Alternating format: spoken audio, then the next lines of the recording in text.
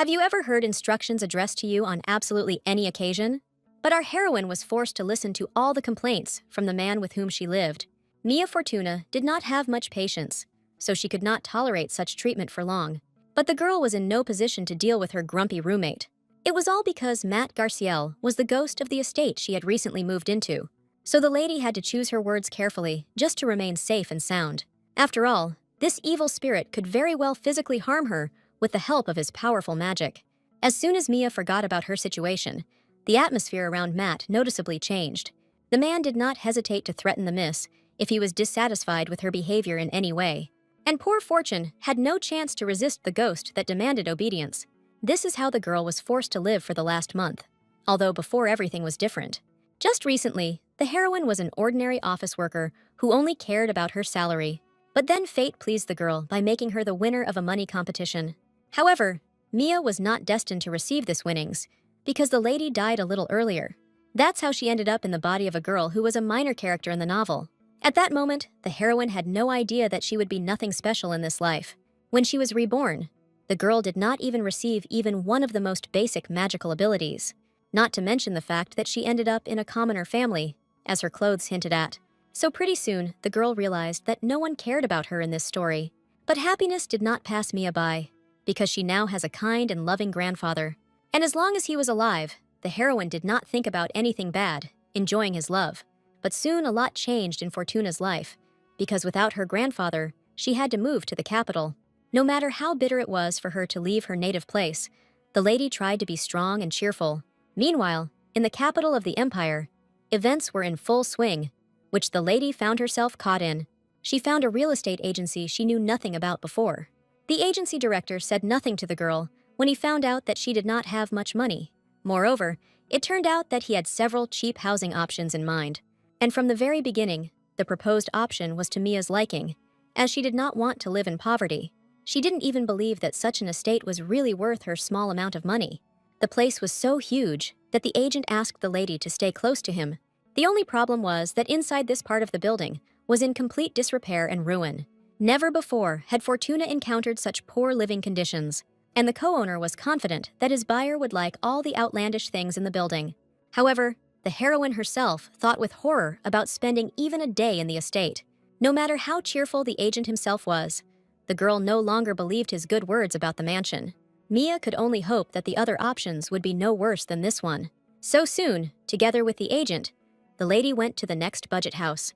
From the outside, this place looked much more modest, but at least it wasn't as repulsive as the previous one. However, the girl found out the nuances of this house already at the entrance, which she was not happy about.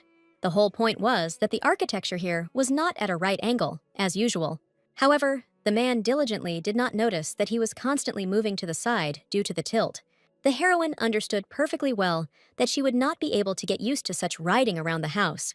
No matter how the agent tried to persuade the lady, reminding her of her budget, she remained adamant. Then, the man admitted that he had another option that the client might like. With a sinking heart, Mia began to pray that the last house would really be right for her. And this time, the estate was several times larger than the first mansion shown. The heroine's mouth could not close, as she was too amazed by the space. The agent himself spoke beautifully about the mansion, in the hope that the deal would take place. What surprised Mia most was that she could move right now and live in this place for free.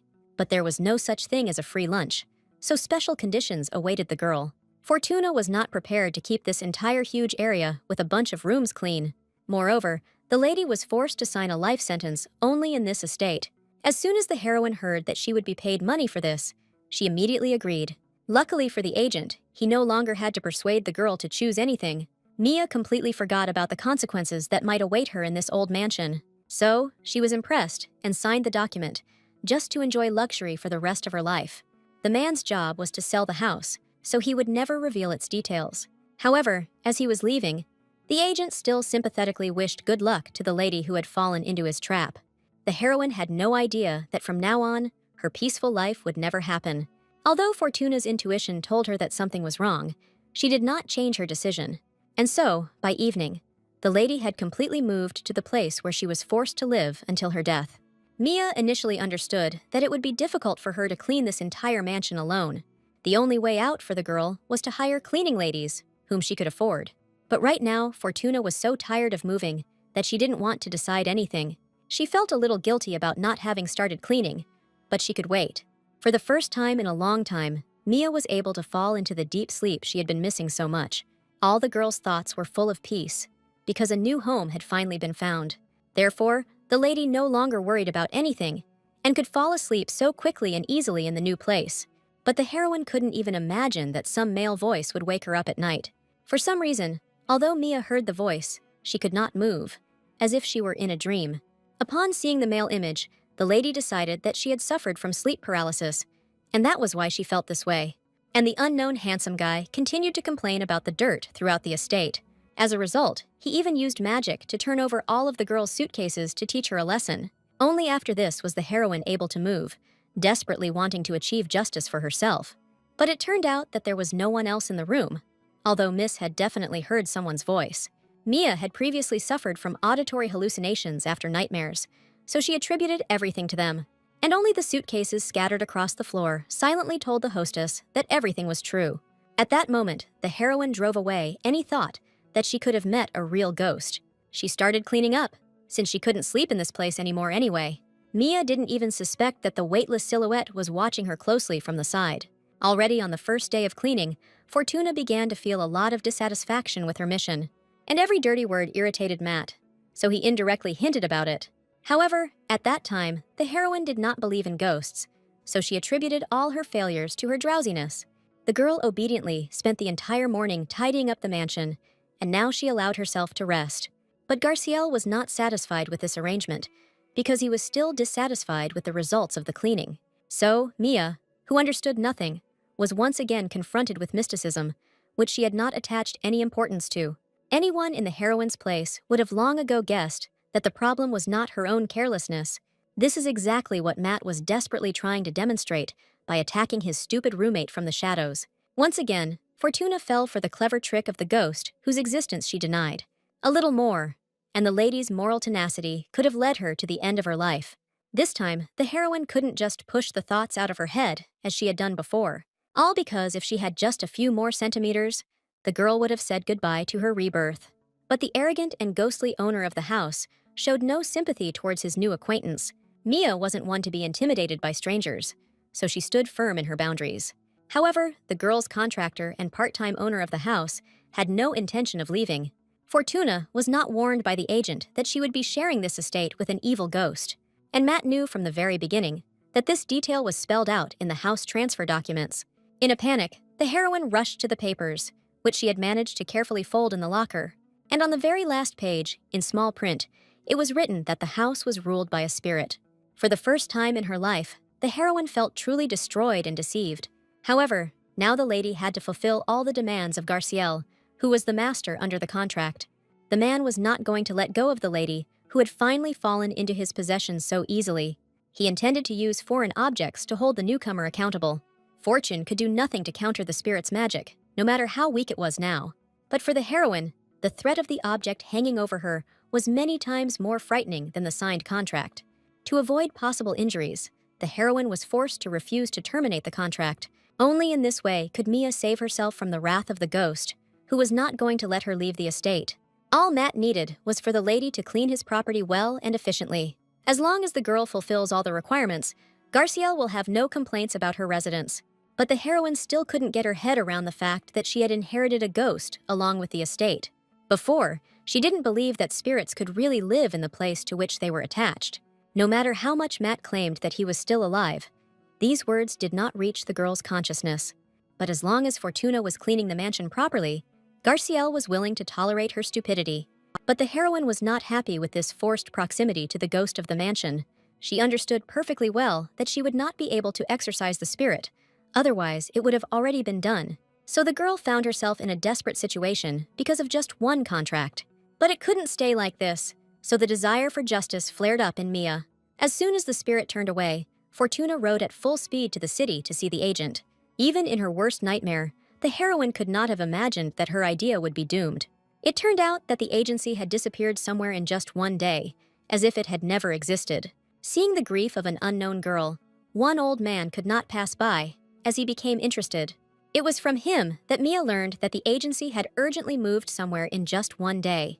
This meant that now the heroine had no chance to correct her fate.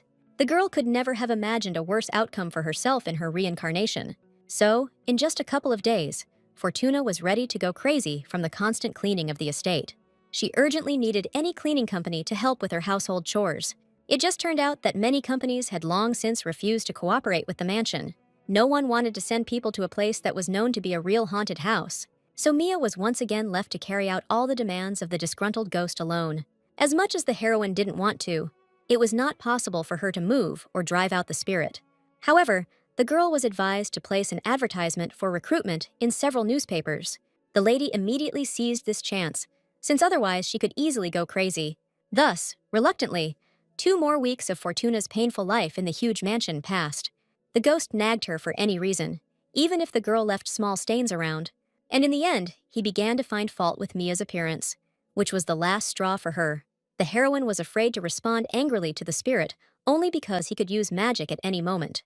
And so the lady had to endure all his grumbling comments about a job poorly done. So, as soon as the girl heard the long-awaited doorbell, she was ready to receive the person. Mia was so tired of cleaning the estate that she didn't care who came as a worker. She was pleasantly surprised when she saw in front of her a handsome and stately guy with a sweet smile. Fortuna did not believe that this man came to her in response to an advertisement for hiring workers. But Dante Van Dyke, who was a powerful magician, responded for precisely this purpose. The guy was sure that he met all the requirements, but in fact he had a different mission. Mia hadn't read the newspaper ad before, so she understood why no one had responded to it. The requirements were so strict that it is a wonder Dante chose this place at all. The heroine could only hope that this guy was in his right mind. She needed a worker so badly that she was not prepared to accept even a madman.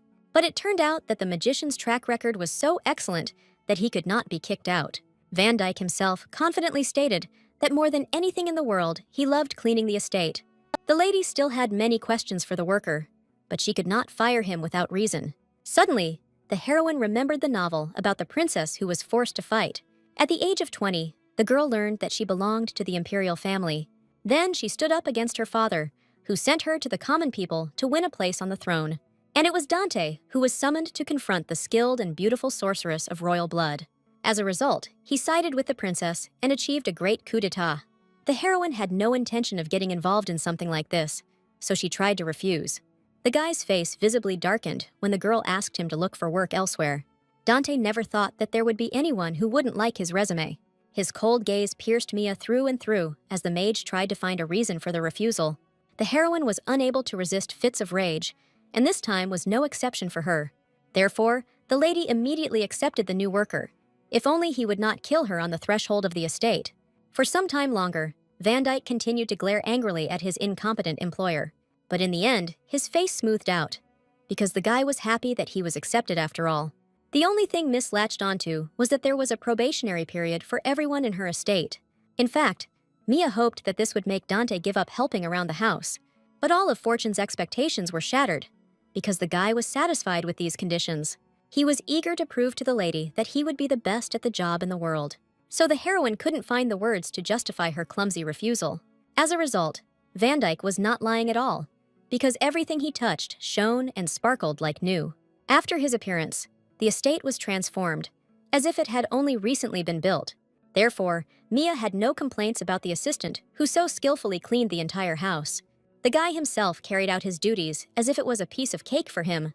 Compared to him, the heroine felt like an insignificant incompetent because she couldn't do anything. Dante even cleaned up things that the lady herself would never have been able to touch with a rag.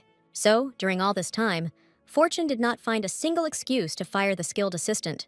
The heroine didn't have time to get used to the idea that she would have to live with this guy as a housewife. But Van Dyke himself did not consider it wrong to address the lady as a hostess. But in her past life, such words were not used for girls, so Mia was embarrassed.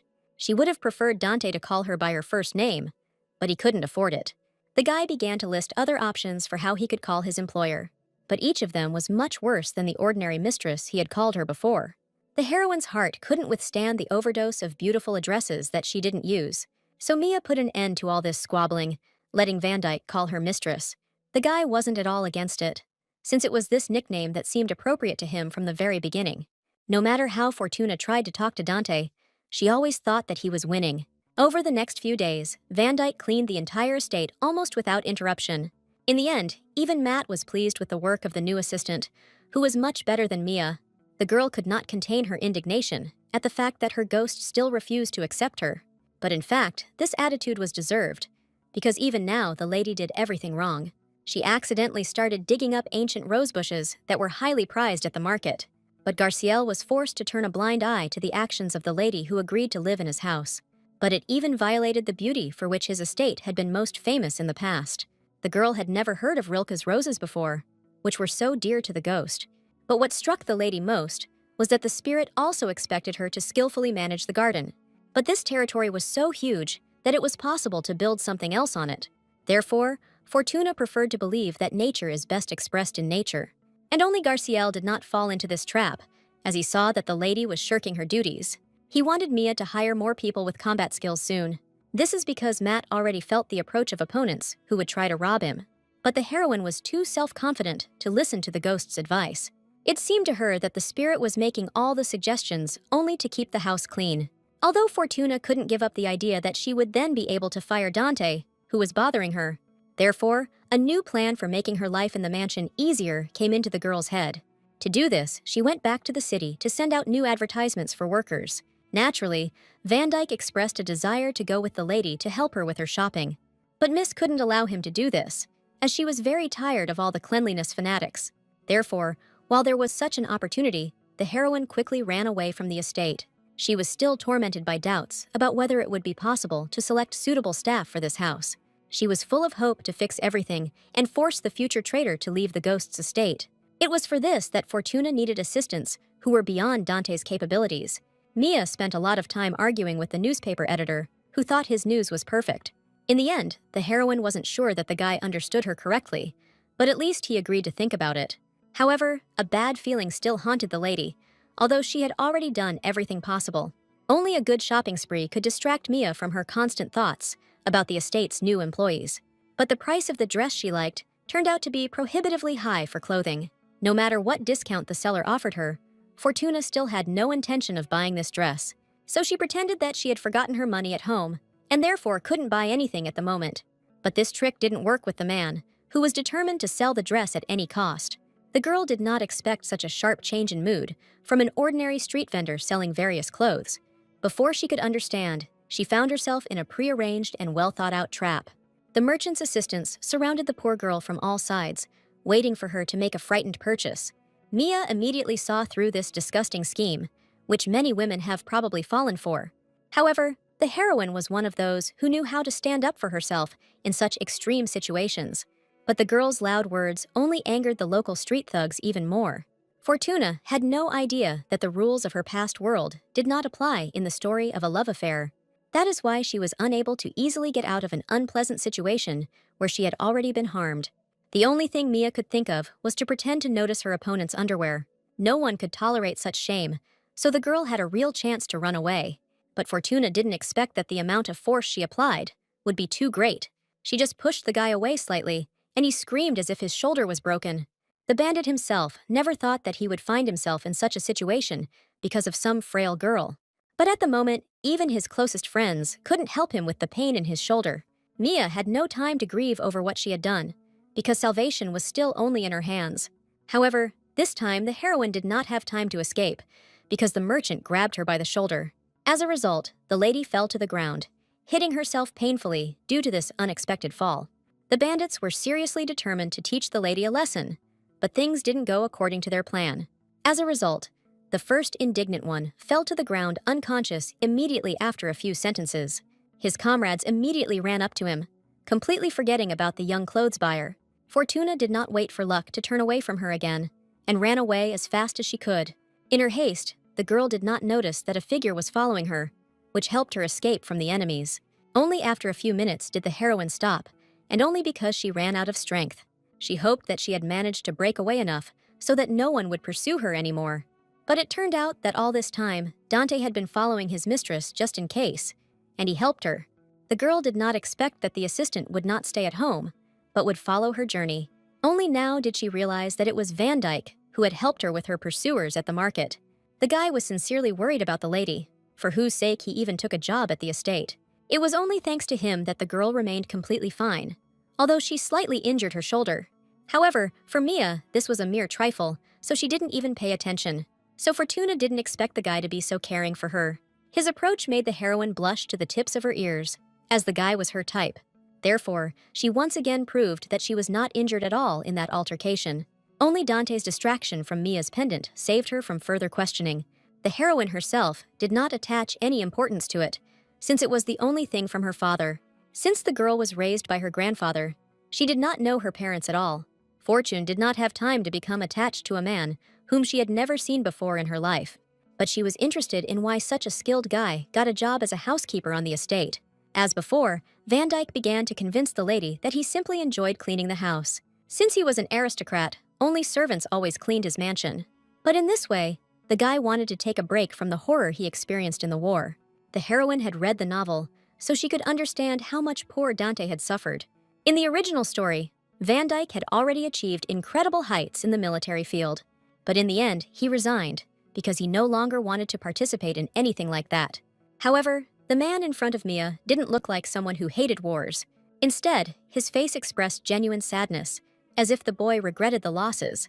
And Mia couldn't admit that she understood the magician because she read about his life in a novel. But the girl managed to find other words of comfort to make the guy feel at least a little better.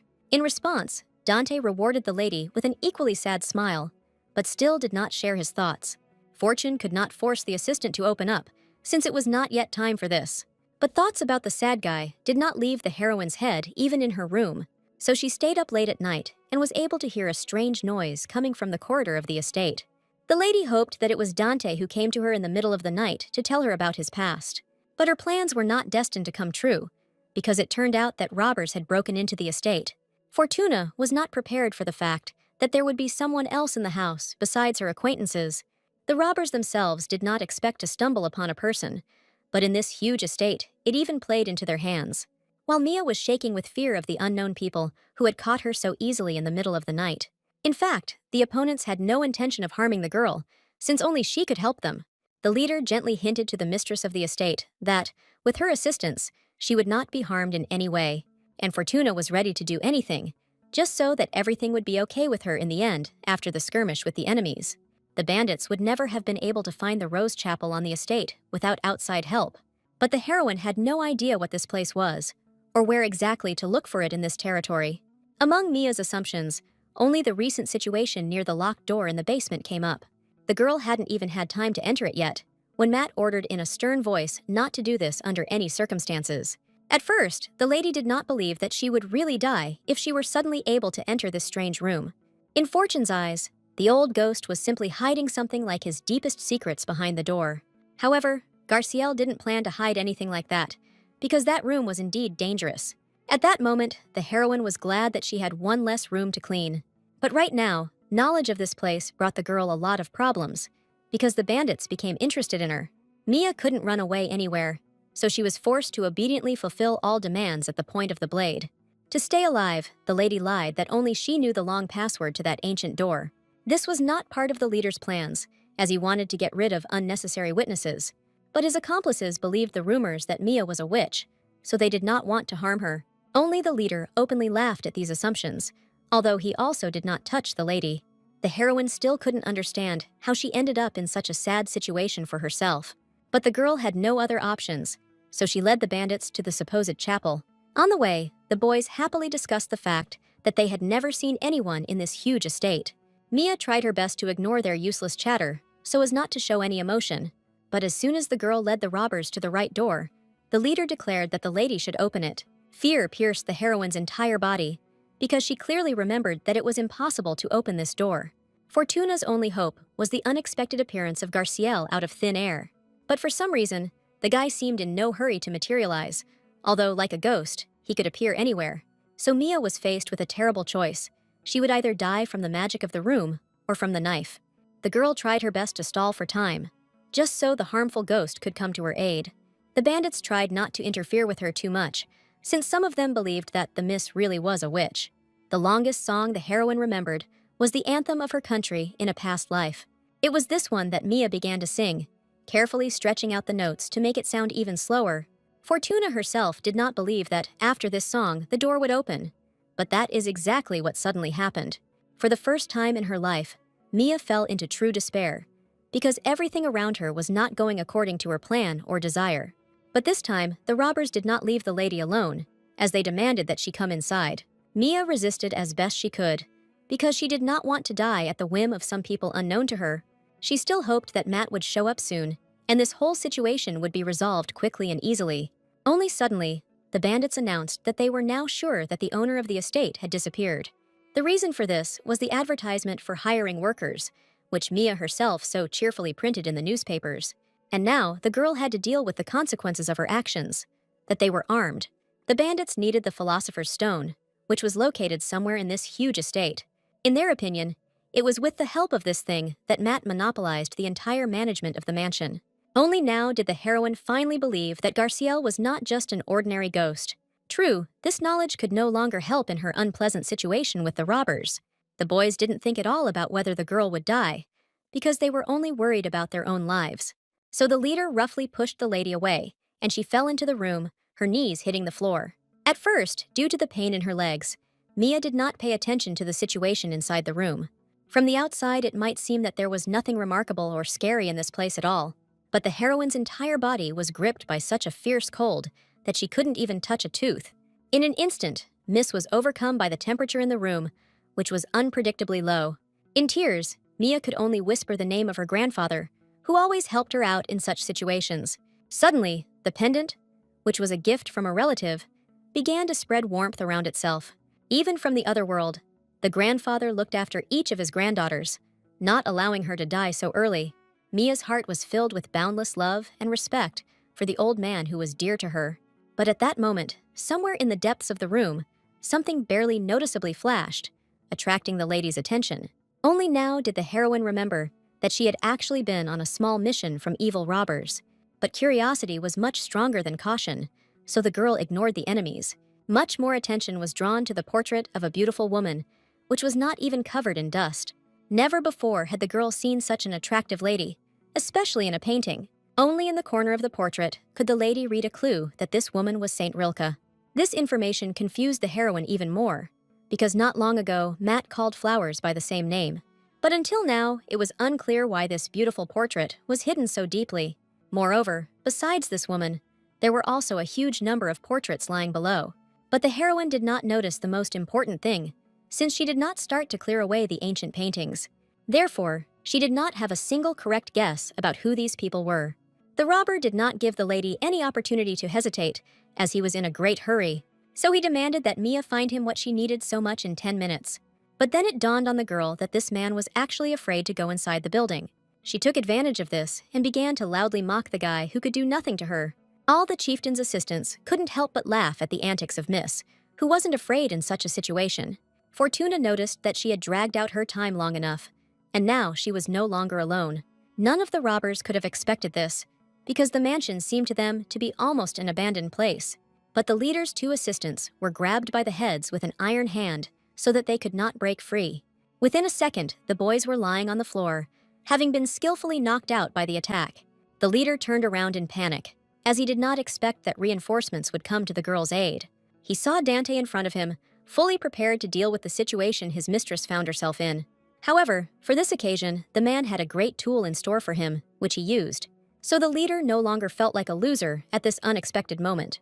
But Van Dyke had dealt with even greater difficulties, so he wasn't scared. Only Mia didn't know that the assistant could easily cope with the task in front of him. And just a moment later, the weapon flew out of the leader's hands, as if it had never belonged to him.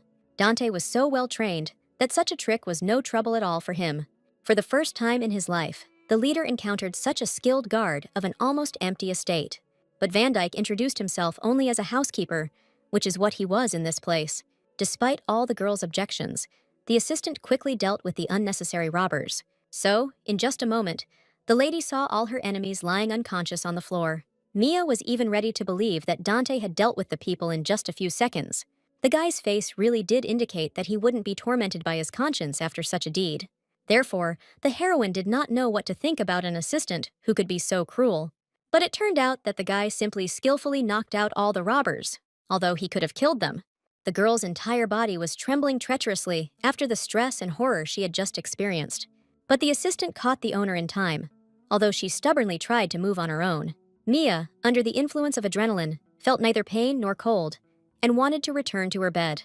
But Dante could not let go of the lady because he saw her knee damaged during the fall. Only after the assistant's words did the heroine realize that she had been experiencing pain all this time. She didn't even have time to notice how she got hurt, since she was too busy all this time. This injury only happened because Mia didn't call Dante immediately after she encountered the robbers. She waited until the very last minute for the formidable Matt to appear, but this time he let her down badly. Therefore, the lady found herself in such an absurd situation where nothing could be changed. All Van Dyke could promise was that next time he would definitely arrive on time.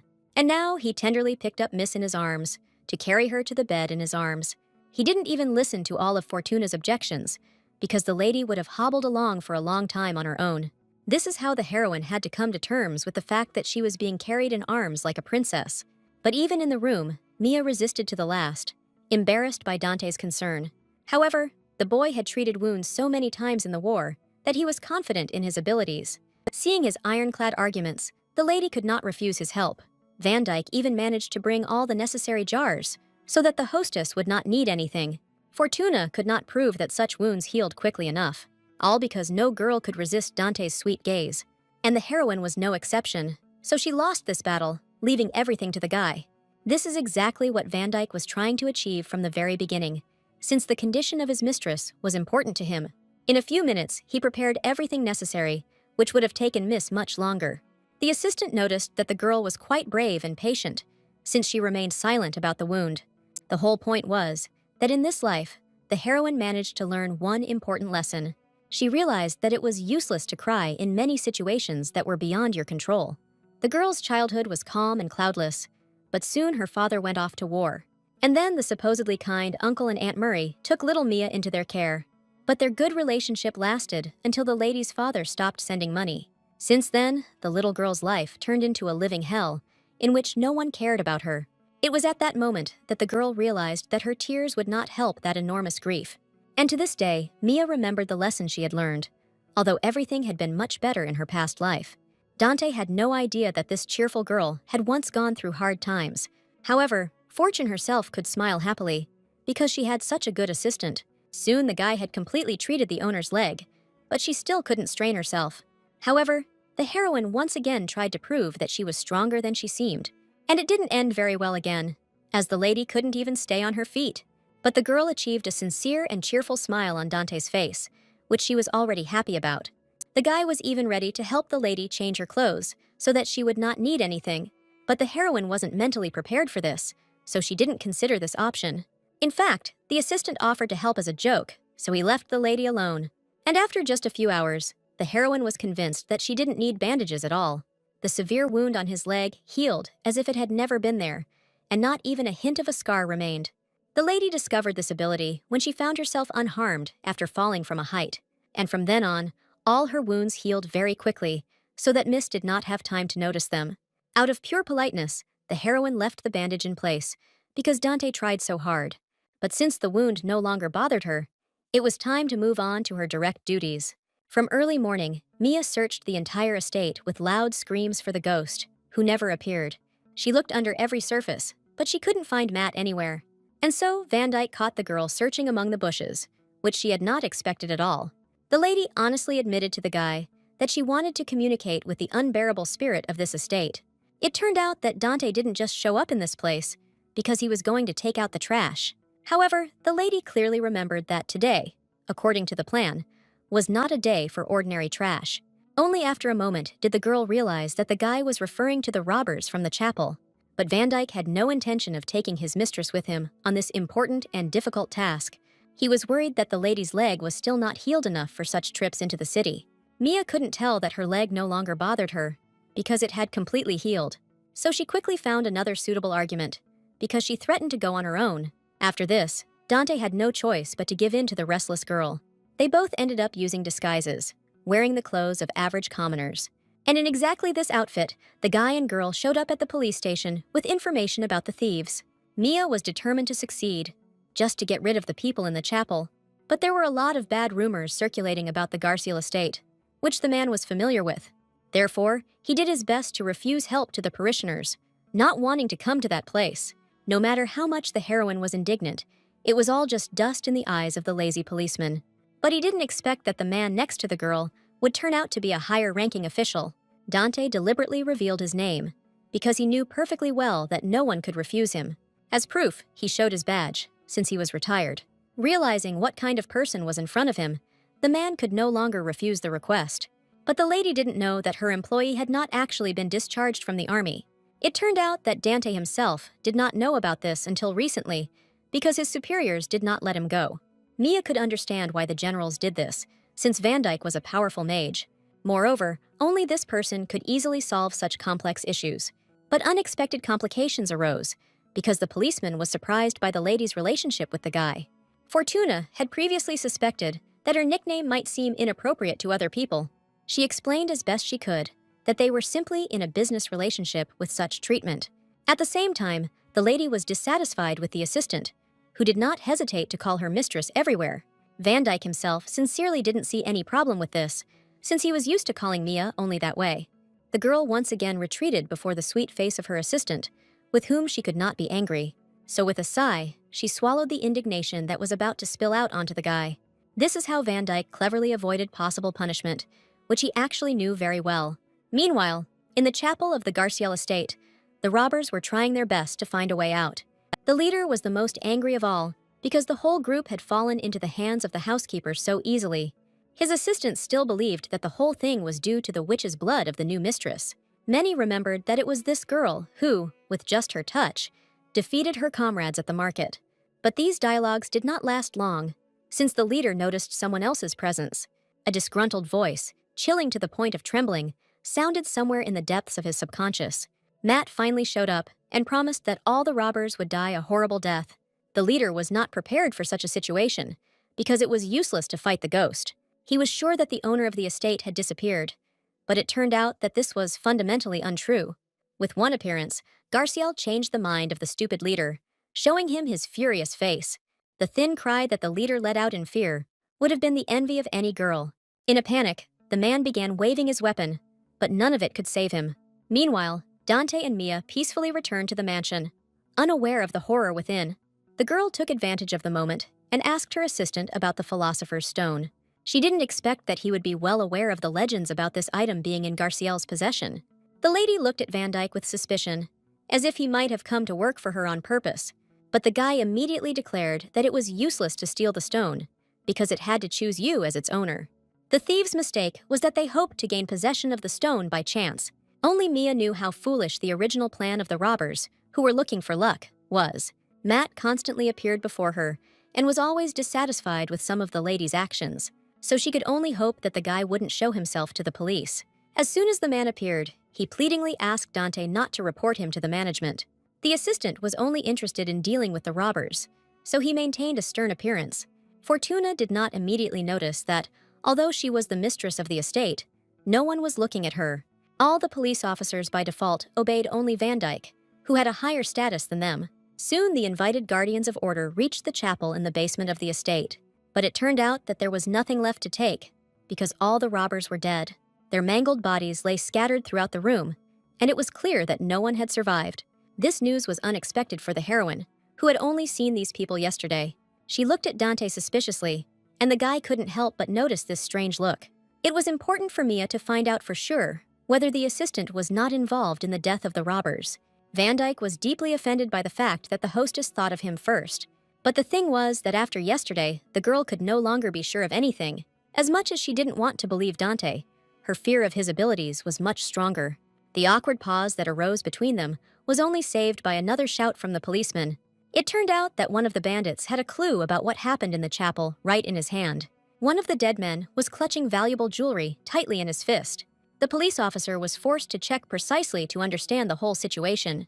And indeed, real diamonds, of which there were quite a few, fell out of the dead guy's hand. It was in Dante's interests to make the police think that these guys had not divided the money between themselves. But the policeman doubted whether the gentleman in front of him was really clean. However, pressure from Van Dyke left the man no other choice. The assistant skillfully conducted the investigation on behalf of the invited guests, noticing that the bandit leader was not there. So the guy assumed that the man had run away with the money after killing everyone else. No matter how much the policeman doubted this theory, he had to accept it as the truth.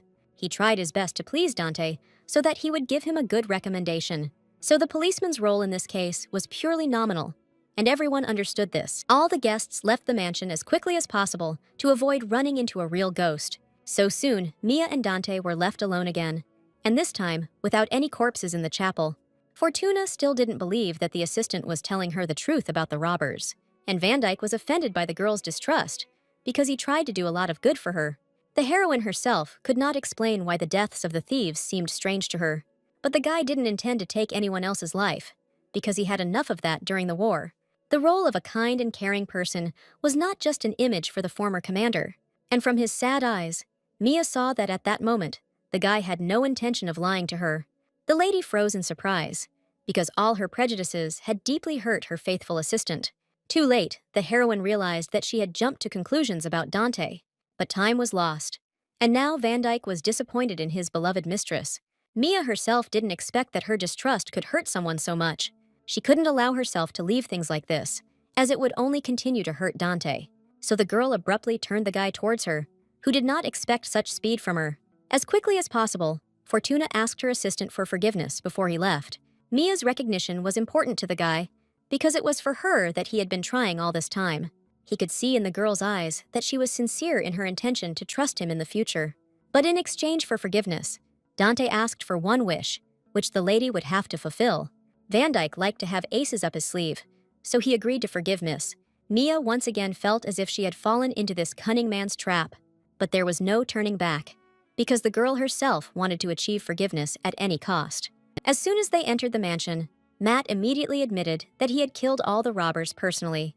The ghost was the last person Fortuna would have thought of, as he had not appeared for a long time. Therefore, his confession shocked the lady to the depths of her soul, who was prepared for any other outcome.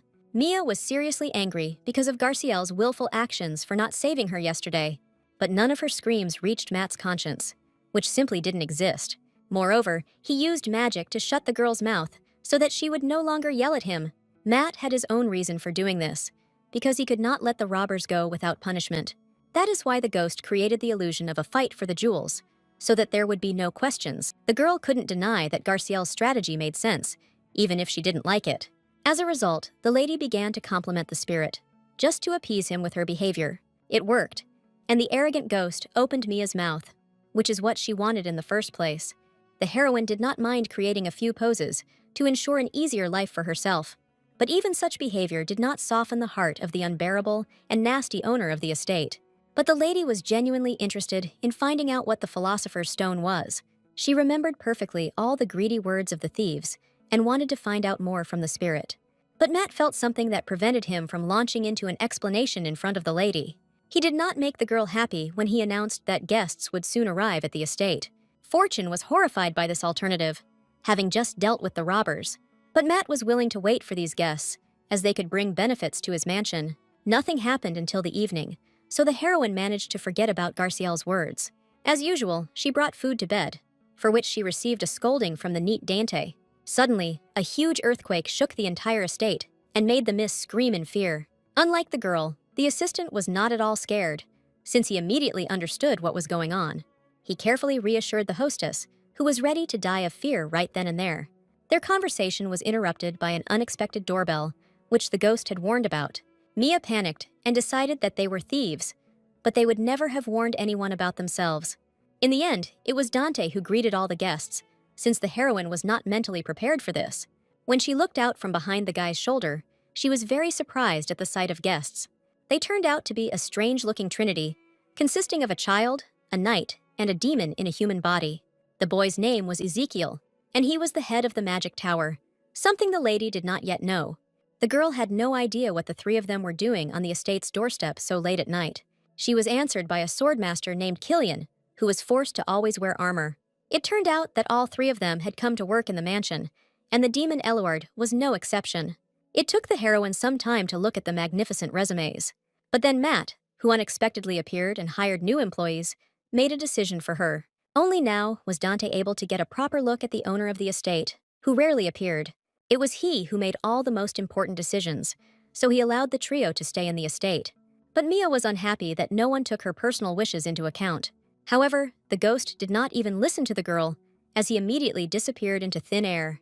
This is how the unexpected guests easily settled into the mansion, contrary to Fortune's wishes. The heroine was instantly left out of work, although she believed that she could at least decide something in this place.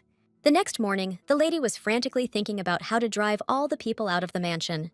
She understood perfectly well that she would not be able to compete with these people in terms of skills, and most of all, Mia was frightened by the demon Eluard, who behaved extremely seductively towards her. As a result, Dante wasn't the biggest problem, because now there were these three. The assistant brought the hostess breakfast early in the morning to invigorate her before the day's tasks. But Fortuna hadn't had a good night's sleep, so she wasn't ready to work at the estate. Dante himself had nothing against these people, who divided the responsibilities among themselves. But the heroine considered it her duty to drive out the trio before they settled in here. But everything was so simple for the lady, because Van Dyke had a message for her from the ghost. It turned out that Matt had forbidden Mia, under penalty of death, to fire any of the employees. The memory of the fallen chandelier was fresh enough for the lady to fear Garciel, so the heroine had to give up her desire to fire the newly arrived workers. It came as a surprise to her that Dante also wanted to get the new guests fired. Mia really wanted to replace Van Dyke, but she never got around to it. So the girl will have to continue to live under the same roof with a possible terrorist. However, the lady could not admit to the guy that she was actually very afraid of communicating with him, so she once again pushed the cleaning onto Dante and ran away as quickly as possible. As soon as Mia stepped into the estate courtyard, her opinion of her assistants changed radically. In just half a day, Killian was able to bring real beauty to the garden, as if it had not been devastated. But before, the lady had lived in this place for several months, but was unable to influence anything. The knight was enthusiastic about his work, because he enjoyed such gardening tasks. But the lady could not believe that this man, without a drop of magic, managed to recreate the garden. Fortune deservedly paid the knight compliments, for he did his job flawlessly. But the miss still had questions about why the guy had come to this particular estate. Killian admitted that since Dante was hired here, they should have treated him well too. Mia did not understand a word of the knight's reasoning, because he explained himself too verbosely. But she guessed that Van Dyke and Killian had met on the battlefield before. This shocked the heroine, who believed that all the people in her life were nothing more than coincidences. But what surprised Fortuna most was that the knight didn't just wear armor all the time for no reason. For some reason, this guy was in for a lot of pain if he removed his artifact. Before, the girl had not thought about how much evil the Empire had inflicted on its soldiers. The only thing that made her happy was that Killian was now fully enjoying his new life. These details again made it difficult for Mia to make the decision to fire the new assistant. The lady's wild imagination suggested that the knight might experience difficulties during his shower, but the guy guessed from the hostess's face what she was thinking and said that he was temporarily removing his armor. Fortuna left the knight, with whom she had managed to become quite close during one conversation, in confusion. The more she interacted with the assistants, the less she wanted to fire them. Here on the horizon appeared the demon Eluard, whom the lady feared most of the three. Never in her life would the girl have thought that she would hire him as a butler. According to legends, this demon sent a huge number of diseases to people in the past, but now he was quite peacefully fulfilling the role of a butler, without trying to harm anyone. This created even more confusion in the lady's head, because she didn't know what to believe. Moreover, Mia had no idea about the existence of the estate's mailbox, which contained the letter. It so happened that the message lay there for a long time, and Miss could not read it herself. But then Eluard distracted the girl, because he had managed to study the financial issue in the huge estate. Fortuna completely forgot that she had to pay taxes on the property, which was huge, so the amount that would have to accumulate in the future struck her to the depths of her soul.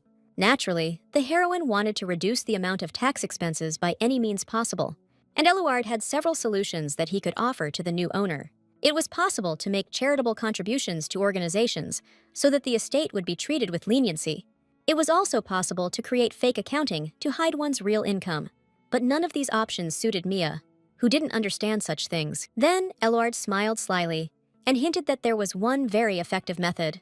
His approach confused the lady to the tips of her ears, which the demon himself was only glad about. But Eluard picked the wrong person, because the heroine didn't realize what he was hinting at. Even the resourceful and cunning master of the other world could not foresee this, so he had to honestly admit that he had talked to the girl about a real marriage. Only this detail could allow Mia to forget about all the problems with possible tax debts. Through marriage, many girls avoided many financial difficulties with estates, and the heroine could not deny the fact that such an opportunity was tempting for her. But the girl didn't have a single man in mind whom she could marry. Ellard's kind smile hinted to the lady that he was not averse to taking on such responsibilities. But Mia did not consider herself worthy of the demon himself, who was many times more experienced than her in everything. Such a groom would seem like an enviable candidate to many ladies, even despite his past. However, the heroine was firmly convinced that she should not get involved with a non-human creature. But the girl overlooked the fact that the demon knew how to seduce any kind of people. So he began to seduce Mia with beautiful speeches so that she would accept his proposal. Elward saw that Fortuna was almost ready to agree to marry him. The girl really melted under the pleasant persuasion and compliments that the demon showered upon her. But then a realization struck her, because the lady realized that Elward was not doing anything without reason. At the very last moment, Mia was able to refuse the assistant who almost chatted her up. As a small revenge, the demon fled the estate without reading Mrs. Message. So the heroine was once again left completely alone with unpleasant problems. Hunger suddenly overcame Fortuna, who had not had time to have breakfast since early morning. She remembered that Ezekiel had promised to be a good cook, so he had to cook something. So the lady went to the kitchen, completely forgetting that she needed to read the letter. The boy greeted the mistress with displeasure, as she seemed to be wandering around the estate with nothing to do. In turn, the lady did not like the tone of the child who addressed her informally. However, Ezekiel did not feel a drop of guilt for his behavior, because he considered himself better than Miss. Mia kindly attributed Izzy's character to his difficult past, as she dreamed of food. But it turned out that the boy had not prepared anything, since there was not even any food on the estate. Fortuna was surprised to realize that the child was also speaking informally about Dante. She didn't expect that Ezekiel would also be familiar with Van Dyke due to their battles together. Izzy himself did not hide the fact that in the past, he often saved the life of his current housekeeper. The heroine could hardly imagine how this little guy could even cope with enemies on the battlefield. She had no doubt that the coup in the Empire was justified, because Izia was a child. The desire to somehow entertain and support the boy completely took over all the lady's thoughts. The head of the Tower of Magicians did not have time to refuse the girl, so he was forced to go with her to the market.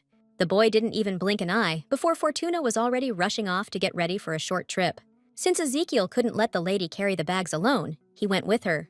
While he was getting ready, the heroine prepared everything necessary for the trip to the nearest market. But the boy had something much better in store for quick movements. As soon as he called his pet, the huge dragon almost blew poor Mia away with the wind. The shock written on the heroine's face could be sketched for future generations to see. Fortune's reaction was not long in coming, because the lady decided that the dragon was dangerous. No one had time to explain to the girl that this dragon actually did not pose any danger. Before, the lady had not thought about how the 3 guests arrived at the estate yesterday. Only now did it dawn on her that the temporary earthquake was caused by the creature's landing.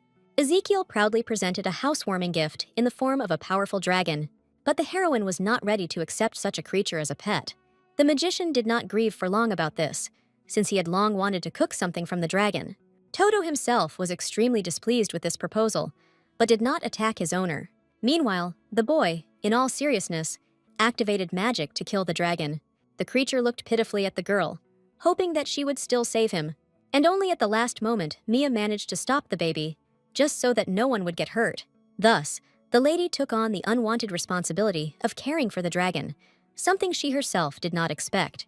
The girl was most confused by the size of the creature, which could not turn around in the yard, and the magician had a suggestion about this, so that Toto wouldn't accidentally break anything. As a result, the dragon became a dragonette, although this was only a temporary solution. But the lady liked this transformation so much that she had nothing against Toto, so the heroine spent some more time on her pet, admiring his reactions to her. It was only after several hours that Mia and Ezekiel finally reached the popular market. Fortuna happily grabbed food from all sides, as she was still very hungry. She was having a lot of fun with her assistant, despite the fact that he responded to her with nothing but grumbling. But this happy moment for the lady did not last long, because she heard a familiar voice. It turned out that at that very moment, Georgie Murray, who was Mrs. Cousin, was in the market. The girl was not at all happy about such an unwanted meeting, because she was trying to forget her family.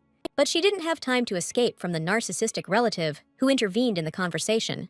This man was the cause of many nightmares for Mia, so she was not happy about this meeting. 15 years ago, the heroine lived with the Murray family, where the children constantly bullied her. At that time, although there was an adult inside the girl, she could not protect herself from her family. So the lady had to endure the ridicule of the older Georgie and Ermengarde. Mrs. Life was so bad that she practically had to pick up food from the floor. She tried to do everything possible to survive, no matter how bad the food she received was. But Mia's troubles at that time did not end there, because there were many other terrible things. So Aunt Gertrude blamed her relative for any loss of things in their huge house. The girl could deny her guilt as much as she wanted, but no one was interested. The Murray children deliberately set up their unloved relative by laughing at her. Ermengarde enjoyed the look of horror on Fortuna's face, just as much as Georgie did. So the heroine could never call any of them her real family. As soon as the girl grew up, her aunt and uncle told her that she would work in a factory. Gertrude justified this by saying that Mia's father no longer sent them any money for her accommodation. No matter how difficult it was for Fortuna at that moment, she could not remain without food any longer. So, despite her young age, the girl did everything to survive in this family. Although her life was full of difficulties, the heroine tried her best not to despair. She stubbornly fought for her existence, waiting for the time when she could get away from the Murray family. And exactly this chance presented itself to the girl, to whom the postman suddenly addressed. He brought a letter for her, but no one taught Mia to read in this life. However, the lady could not miss such an opportunity, so she persuaded the guy to read it. Although it was not the postman's job, he still could not refuse this poor girl. This is how Mia learned that all this time, her own grandfather had been desperately trying to contact her. She immediately sent a letter to her grandfather with the help of her boyfriend, and he sued her from the terrible Murray family. Since then, the heroine's life changed for the better, because the old man did not spare anything for her. But this happiness was short-lived, since soon after, the grandfather died. Only Mia was sincerely worried about the departure of this bright person from life. It was at this very moment that the Murray family reappeared, wanting to claim part of their relative's inheritance. Gertrude personally came to the funeral to make sure Mia was grown enough. Fortuna immediately suspected that this woman would never just visit the old man. During his lifetime, no one from the Murray family ever bothered to come to the aid of the elderly man. But now the aunt has shown up with the desire to marry the lady to a prominent and wealthy count. Gertrude kindly promised to take care of the deceased old man's entire inheritance. But these words only angered the heroine even more, as she saw that nothing was sacred to her aunt. The heroine was ready to give everything in the world, just so that her grandfather would be alive again. But her relatives would sell their souls to the devil just to get some profit with her help. It was for this reason that the heroine fled to the capital, but again met her hated cousin. Mia was terrified that she would have to deal with such vile people again. Georgie himself believed that all his pranks were just harmless childish antics, but the heroine had been through too much to forgive her impudent cousin so easily. Murray turned out to be so narcissistic that even Ezekiel sided with the lady. The boy immediately warned that he would not tolerate rudeness towards the mistress, but his entire speech did not impress the guy, who measured everything by appearance and clothing. That is why the blow to the face was extremely unexpected for the pompous aristocrat. Georgie didn't have time to block the blow, so he quickly flew back several meters. This is how Dante once again came to Mia's aid, since he was very close. In fact, he was just strolling through the streets of the market, as he wanted to give a small gift. The guy was already anticipating the joy on the owner's face when she saw his sweet purchase. Suddenly, he noticed Mia and Ezekiel not far away, although he didn't know about their plans. And the girl's face expressed genuine anger towards his unfamiliar interlocutor. Dante heard the guy's last words perfectly well, and he didn't like them at all.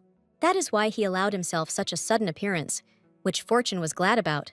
Van Dyke could not calm down until his impudent interlocutor understood the lesson he had been given.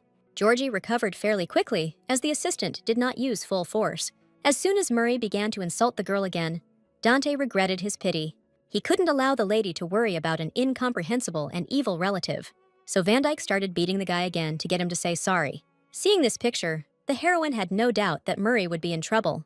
But no matter how many blows rained down on him, Georgie continued to threaten the police. However, Dante's gaze still convinced the guy that he had better cover his mouth. It was important to the assistant that the relative ask Mia for forgiveness directly. But Murray found it extremely difficult to say the right words to a lady he did not respect. However, the desire to live turned out to be stronger than prejudice, so the guy still apologized. For the first time in her life, Fortuna felt that she was no longer afraid of her pathetic older cousin. Before, the heroine had never occupied a position higher than her named relative, and even in this position, Georgie could not tolerate touching from his unloved sister. Only Dante's threats stopped him from making further threats towards the hated Mia. As soon as the guy started speaking insincerely again, Van Dyke gently hinted at beatings. As a result, Georgie let out such a thin squeal, as if there was a little girl living inside him.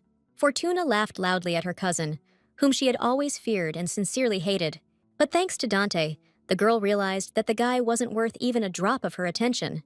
So the lady's confidence soared to the skies, and she no longer worried about her cousin.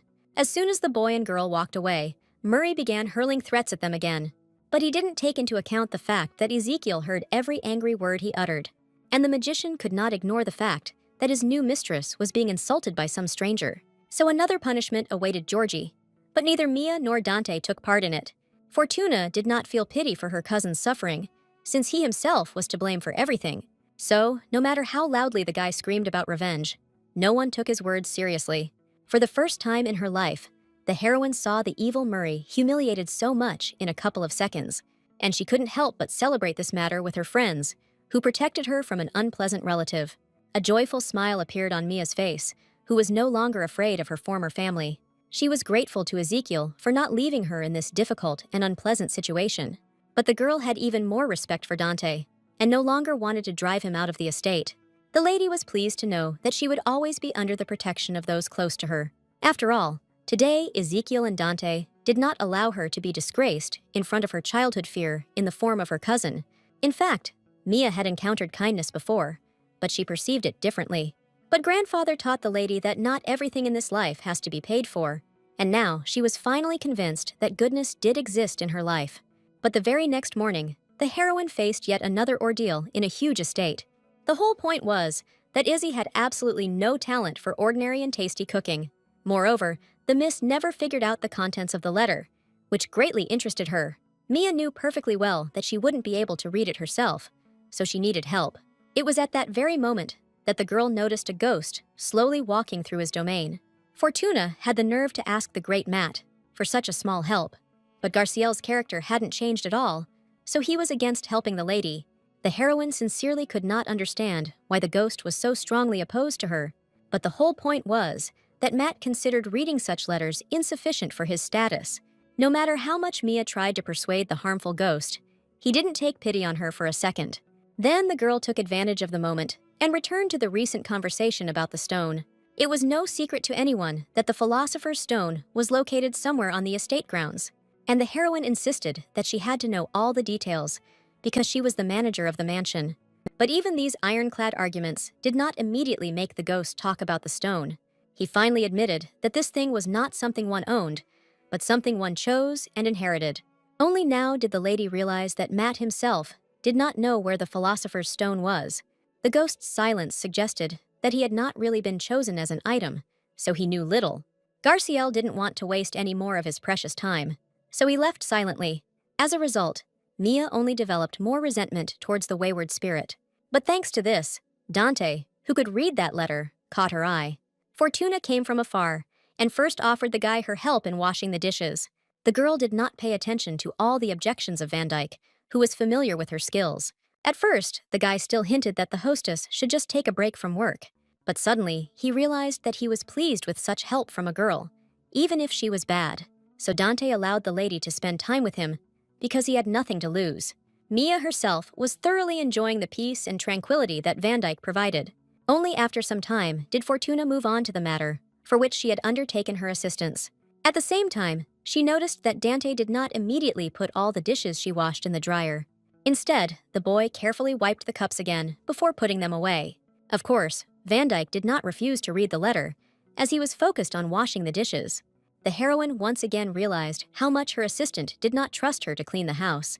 Be that as it may, the heroine achieved her goal, which was much more important for her this time.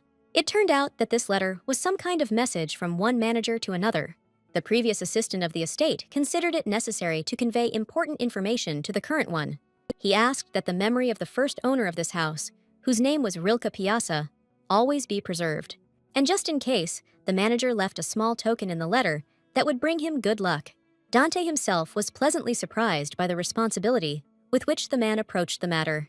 Mia had no idea that her position had previously been so important and valuable. It even got to the point that the previous manager wrote a letter transferring responsibilities. The heroine remembered a beautiful portrait from the chapel and was sure that it was about this woman. She could only hope that Dante could tell her at least a little about Rilke. It turned out that in the past, this woman belonged to the imperial family, but her cruelty forced the ruler to abandon such a relative that she killed many. This surprised Fortuna, who remembered that in the portrait, Piazza was addressed as a saint. Van Dyck recalled that at the very beginning of her journey, the woman actually worshipped God. But at some point, something went wrong, and she made a damn deal with demons. But after so many years, it was difficult to say how much of this story was true, and Van Dyck understood this nuance perfectly well, so he had no illusions about this legend. After all, even about Mia, there were rumors now that she was a powerful black witch, and her assistant was supposedly a demon who carried out any order of his beloved mistress. This once again proved to the lady that the stories about Rilke could indeed contain a lot of lies. The saddest thing was that none of the woman's relatives survived the emperor's order, so Piazza had to watch the mansion for a long time in complete solitude. Mia couldn't even imagine how lonely that beautiful woman felt. Now the girl is lucky, and she has never been alone. But it was a completely different time, so Fortuna did not think about sad thoughts, because she had faithful helpers nearby. Dante himself did not notice how he was becoming more and more sympathetic to this sweet and pleasant hostess. In the heat of the moment, he promised that he would always be there for Mia, so that she would not feel lonely. At first, the lady reacted calmly to such words, which implied a constant presence. But then it dawned on her that the assistant seemed to have proposed marriage to her. The guy himself seemed unaware of the meaning of the careless words he had just spoken, and Fortuna was seriously worried, because she did not consider Dante as a marriage partner. As a result, she knocked over the cup, and with incredible speed, Van Dyck cleared everything from the table. So the heroine again reduced all her actions to a regular joke, because she felt awkward. This only made her more embarrassed when Dante again stated that he needed to be near her. However, the guy was used to talking honestly about his plans, so he didn't see anything strange. This only made his every word make the heroine blush even more, as she perceived everything differently. Somehow, Mia came to the conclusion that Van Dyck was worried not about her, but about the estate. But the girl still didn't feel any better, because Dante's confessions hit her right in the heart. She was glad that there was such a skilled assistant in the house, and she was sad about the same thing. In the end, as many times before, the heroine simply ran away from explaining things to Dante. The guy himself did not expect that the lady would end the conversation with him so quickly, because everything was fine. But the huge amount of work around the house did not allow Van Dyck to think about the lady. Meanwhile, Mia continued to be upset about her assistant's adult reasoning. She didn't recognize herself, because she hadn't even paid attention to such a guy before. But, apparently, the fear of being alone again forced Fortuna to seek human warmth nearby. That evening, Killian and Ezekiel did not sleep, as they were holding a secret meeting between themselves. In fact, all the assistants in the estate had a task, but they began to doubt it. Only the head of the mage tower remained adamant, and believed that Mia was still dangerous. However, the knight had close contact with the girl, and did not believe that she could harm anyone. Only a limited circle of people knew that a powerful demon slept inside Fortuna, and once he awakens, a huge disaster will engulf the entire empire. Therefore, just in case, every assistant was ready to fight that creature. But until then, they silently continued to observe the life of a rather restless girl. The guys couldn't imagine how someone could be so awkward and inept at business. The heroine was unable to cope even with the little dragon that was causing her inconvenience. She eventually became so angry that she took a fighting stance to punish the prankster. Ezekiel instantly reacted to the possible danger by activating his magic. But it turned out that the lady had only planned to hit Toto on the forehead as punishment. The baby was very surprised by this act, because no one had dared to do this to him before. He flew away in a huff, finally leaving the cabbage heads completely alone. That's why Killian stopped the magician in time, because in reality, nothing serious had happened. But the head of the tower was dissatisfied with his friend, who was behaving so relaxed. The knight had nothing to say in response, because he really had let his guard down completely around the lady. With her active behavior, the girl made people forget about who was sleeping inside her. As a result, Killian had to justify the behavior of his restless pet. Mia calmed down only when the guy promised to take responsibility for Toto's pranks. First, she demanded that the gardener restore all the cabbage heads by tomorrow. But in reality, it was just a joke, because the lady wanted new ones to be planted. Killian instantly felt a warm glow of affection for his mistress, who did not demand the impossible from him. And even Ezekiel could not influence the opinion of his friend, whom he warned about attachment. Suddenly, Dante ran up to the girl, sensing magical energy near her. But the heroine was sure that no one near her had used magic in the recent past. Ezekiel did not admit that he had panicked and activated his abilities in vain. And Van Dyke guessed this perfectly well. But this time, he did not give up his old acquaintance. In fact, he came to inform the lady about the guests who were waiting for her at the gates of the estate. These were Murray's relatives who came to the girl on a tip from her son. And it was precisely these people that the heroine least expected in this place, where she had recently settled. Mia was so immersed in her emotions that Dante noticed that she wasn't feeling very well. But the girl understood that if she drove away her relatives now, they would show up a little later. So she will have to come face to face with her real childhood fears. But no matter how brave Fortuna was, she did not dare to stand up to her uncle and aunt alone. So the lady discreetly asked the assistant to accompany her to that meeting. Dante immediately responded with a joyful smile, because he was pleased to support Miss. To her surprise, Mia noticed that the unpleasant trembling in her body stopped after his words. Only Ezekiel continued to watch with displeasure as everyone around him got closer to the girl. The boy was adamant that they should continue to stay away from her. Meanwhile, the relatives were in full swing, discussing what condition Mia was in now. They planned to take the girl with them in order to sell her later for good money. But the heroine was no longer inclined to obey her family, which was nothing but trouble for her. No matter how much the uncle and aunt tried to talk kindly to the lady, she didn't care. Mia didn't want to spend too much time with the relatives who had caused her so much pain.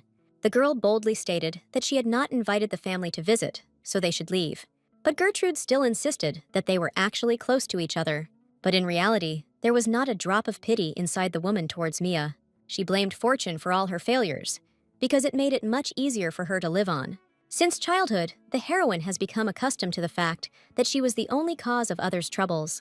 And now, the lady involuntarily trembled all over with fear, being unable to resist her aunt. This is precisely what Gertrude took advantage of extremely skillfully, not hesitating to put pressure on her wealthy relative. But Dante couldn't stand this kind of treatment, so he stood up for his mistress. The woman didn't consider him to be anyone important, because the guy was wearing cheap clothes. But with his announcement that they were living together, Van Dyke drew attention to himself. Of course, as a man and a woman, uncle and aunt could not ignore such a statement. Only Mia realized how out of context her assistant's words had sounded. It was not in Gertrude's interests if the boy and girl actually ended up in a close relationship. But Fortuna was not going to report any more to her impudent and greedy adult relative. No matter how hard the aunt tried, she couldn't present anything to the grown-up girl. The heroine wanted to end this meeting as quickly as possible because she was not happy with her loved ones. But Gertrude couldn't just leave her, as she needed the girl's marriage. Mia herself remembered that her aunt had previously spoken about some count who wanted her as a bride. But Gertrude had another daughter, so she could very well offer her to them as a replacement. The girl could not even imagine that that influential count wanted to see only her as his wife. The Murray family wanted to use Mia to better establish themselves in high society. Gertrude didn't care about her relative's feelings, since she viewed her as a commodity.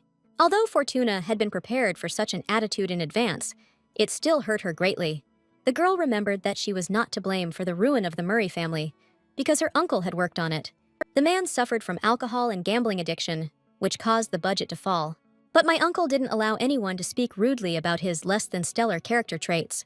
However, this time Dante was not sleeping, so he reacted in time to the attack on his mistress. So the man got hit instead of hitting his poor relative. Van Dyke felt no pity for these people, who were clearly doing nothing good. Naturally, the Murray family began to pretend that they were insulted and offended by such behavior. But even Mia couldn't sympathize with the arrogant and narcissistic aristocrats. As soon as the girl refused them, a whole bunch of unpleasant threats poured out in her direction. And only Dante was a ray of light for the lady, because he declared that he would take her as his wife in the future. This statement surprised the heroine so much that she even forgot to play along with her assistant. But what surprised Miss even more was that none of her relatives were impressed by this statement. Gertrude acted as if this wedding could never happen in her life. The whole point was that without their permission, Mia could not yet marry anyone. But Van Dyke personally didn't see any problem with this, since they could have waited a couple of years. The guy confidently stated that he respected Fortuna's choice and would always be by her side. This made Gertrude angry, because she could not take into her hands what did not belong to her. It was high time for Mia to put her vile relatives in their place, but she never did. She was able to calm her aunt down only by saying that a noble aristocrat stood before her. The woman was not sure about this, because Dante was dressed like an ordinary servant of the estate. But her husband turned out to be much more prudent, because he remembered that Mia lived in a rich mansion, and only Van Dyke was next to her, and they found money for housing from somewhere. This circumstance forced Gertrude to shut her mouth for a while, so as not to bring trouble upon herself. But the woman quickly remembered the invitation to the ball that all the noble aristocrats had received. With her questions, she forced Dante to go there with Mia as his bride. The heroine could not have imagined that her aunt would be ready to go so far in her revenge. The woman did not calm down until she had caused as many problems as possible for her relative. As a result, the lady felt an awkward pause between herself and her faithful assistant. The guy wasn't obligated to save her, but once again, he helped her out of a bad situation. Mia wanted to think of a way to refuse to participate in the ball without embarrassing anyone, but it turned out that Van Dyke himself was interested in participating there, since he had never been there before. Fortune always thought that many girls would surely run after such a handsome guy, but Dante himself did not pay attention to the ladies around him, as they seemed unreal to him, and now only in Mia did he see a suitable partner for himself, which he told her directly. As before, the lady felt embarrassed by the guy's frank confessions. The assistant thought it was ideal that none of them had attended such events before. After all, now both Dante and Mia could prepare for the ball under the same conditions. The heroine almost burst out laughing when she imagined a guy in an apron at such an event. Despite all the fun, Miss couldn't help but worry about the fake engagement between them. She wasn't ready to actually get engaged to the guy, even though he insisted on it. Like everything else in his life, Dante was not used to doing something only halfway. But such words from Van Dyke greatly embarrassed Mia, who was accustomed to a different attitude. The girl promised that even without a wedding, she could make a mess of the estate every day. But in fact, Dante had good reasons for proposing marriage to his mistress. It turned out that he had so many advances from the ladies that he needed Mia's fictitious help. Thus, both the heroine and her assistant could help each other without consequences. That is why it was to Van Dyke's advantage that Miss agreed to play the role of his bride. He reminded her that he wanted to go to the ball together, and Mia immediately understood what he was talking about. So the lady became even more enthusiastic about this idea, although she had no idea of the consequences. For a while, they agreed to be bride and groom, and then the future will show everything in more detail. Although, as a joke, Dante already promised that he would definitely grind any candidates into dust. Knowing the guy's character, Mia wasn't sure that he was really just joking about it. But our heroine would not have been the writer of this story if she had refused opportunities. This is how Fortuna and Van Dyck entered into a false semblance of a future marriage. A little later, the lady urgently hugged Toto as she began to worry about the engagement. But it was too late to change anything, since the fictitious conclusion had already been approved. She was afraid that Dante might soon meet his true betrothed, as depicted in the novel. In this case, the guy will hardly be able to refuse the attraction that will begin between them. It was these experiences that captured the mind of the heroine, who did not want to be alone again. If Van Dyke meets the princess, there is a high probability that he will immediately go to her, and the lady was afraid that, following the assistant, all the others would also quickly leave her in the estate. And in that case, Mia will have no choice but to stay in the mansion alone for the rest of her life. No matter how hard the girl tried to think positively, worries did not leave her mind for a single second. But now, Fortuna decided to deal with problems as they arose, because she didn't even know about the rules of the ball. And the ghost, who was reading relaxed in the shade of the garden, could well close all her problems in this vast area. Mia was genuinely worried that she might not be able to cope with her behavior among sophisticated aristocrats. That was why she so desperately needed Garciel to explain at least some basic etiquette. The ghost was interested in this request, because he could demonstrate his knowledge. He gave the girl an example of how one of the ladies treats her at a ball, with the hope that Mia will like the food. In this situation, the heroine would be 100% delighted at the opportunity to eat for free in high society. This answer deeply struck the spirit with its inappropriateness, for the lady was far from the elegance of the aristocrats. Matt had no idea how bad Fortuna was when it came to high society etiquette. In fact, it should have been said that any treat from that lady would seem incredibly delicious.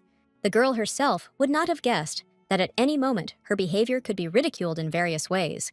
The ghost had a whole tirade about this, because he personally knew all the subtleties of communication among people. In the end, the heroine couldn't stand such moralizing, so she ran away from Garciel in search of a better teacher. Pretty soon she came across Killian, who was training Toto at that moment.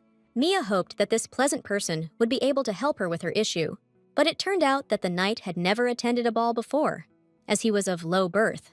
So Fortuna had to continue her search, because she urgently needed another etiquette teacher.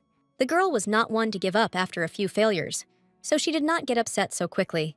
Mia doubted that Eluard would teach her anything good, and she didn't want to bother Dante. Therefore, the lady was left with one last option in the form of Ezekiel, who was unhappy with her choice. Mia managed to surprisingly quickly appease the boy with compliments, which he was eager to receive. So, within a minute, the head of the magic tower changed his anger to mercy, agreeing to be an etiquette teacher. Ezekiel was rarely praised, although the boy sincerely enjoyed hearing any compliments directed at him. That's how easily and naturally Mia persuaded the magician to at least teach her something for the upcoming ball. It turned out that Fortuna didn't even have a suitable dress for the event, since she had never attended one before. And of course, Ezekiel could easily help the hostess in solving this difficult issue. Suddenly, the boy himself realized that he was beginning to succumb to the incredibly friendly charms of young Fortuna. So he had to disappoint the girl by saying that right now, there was already a lesson for the next few days. The heroine didn't expect that the magician would prefer cooking and cleaning in the kitchen to teaching her. She imagined with horror how she would deal with these matters herself, without the paperwork. Ezekiel's cooking became better and better every day as he practiced constantly. The boy almost completely abandoned the use of magic, which he had abused at the very beginning of his training. That's why he had to manually sort through all the products, which took time. For the first time, the boy allowed himself to sincerely admit that without magic, he could do little. Mia looked at the child sadly as she guessed what had been bothering him so much all this time. The magician began to feel burdened by the nickname of genius, because without his abilities, he could do practically nothing. A burning desire to support her friend flared up inside the heroine, and she did not resist it. So the girl reminded that the mistakes weren't as important as the situation when you hide them. It was extremely important for Ezekiel to hear such words of support, which no one close to him had ever said to him. Mia was sure that the boy had already achieved a lot, because he did not give up even on the path without using magic. Ezekiel couldn't help but admit that he hadn't expected to hear such a beautiful speech from the seemingly stupid mistress of the estate. But even such support from the girl did not make the boy change his mind about her. He lightly pushed the lady out the door, despite how rude it looked from the outside. The head of the magic tower did this also, because he did not want to show the blush on his face. It was unusual for him to admit that the girl's words had nevertheless reached his very heart. As a result, the heroine once again had to look for a teacher, and the only option left was a demon. At that very moment, he deftly appeared before Fortuna, as if he had been waiting for the right situation. Mia didn't expect the devil's assistant to perform such miracles of movement around the estate. But Eluard didn't come for no reason, because he immediately began to pitifully play on the feelings of the young girl. It turned out that the omnipresent demon had heard perfectly well the request the miss was making as she walked around the mansion. And so he pretended to be sad that Mia hadn't come to him with this question right away. Mia barely justified herself by saying that the demon would hardly be able to tell her anything, since he was from another world. However, Eluard himself had no doubts about his abilities, as he participated well in balls. Under the demon's cunning speeches, the lady even thought about whether to trust him this time about etiquette. As a result, the guy quite calmly began to explain to his hostess the important lessons of aristocratic society. The most important thing in this place was to avoid making mistakes that would cause ridicule among people. And Eluard, like a demon who had long been circling among the aristocrats, knew the answers to all the questions perfectly well. But he would be a man if he simply revealed all the secrets of human society. It would be much more profitable for the guy if the lady signed a contract with him, which could give her a lot. And this time, due to an urgent need, the girl became genuinely interested in what the demon was offering her. Eluard promised the lady a star from the sky and his own use, if only she signed the contract. It turned out, however, that the price for this was the girl's soul, and she did not agree to such conditions. Mia was even a little disappointed by how hard the demon tried to lure her to himself. The guy himself didn't explain any details, since many people signed the contract without that. However, Fortuna was not one of those who was so easily taken in by the cunning verbal diarrhea of a creature from another world. Mia couldn't even take Eluard as her partner to the ball, because she already had Dante for that purpose. But this time, the demonic guy was determined to go all the way, so he insisted on himself a lot. This left the heroine completely at a loss, as she didn't understand why she had to choose among assistants at all.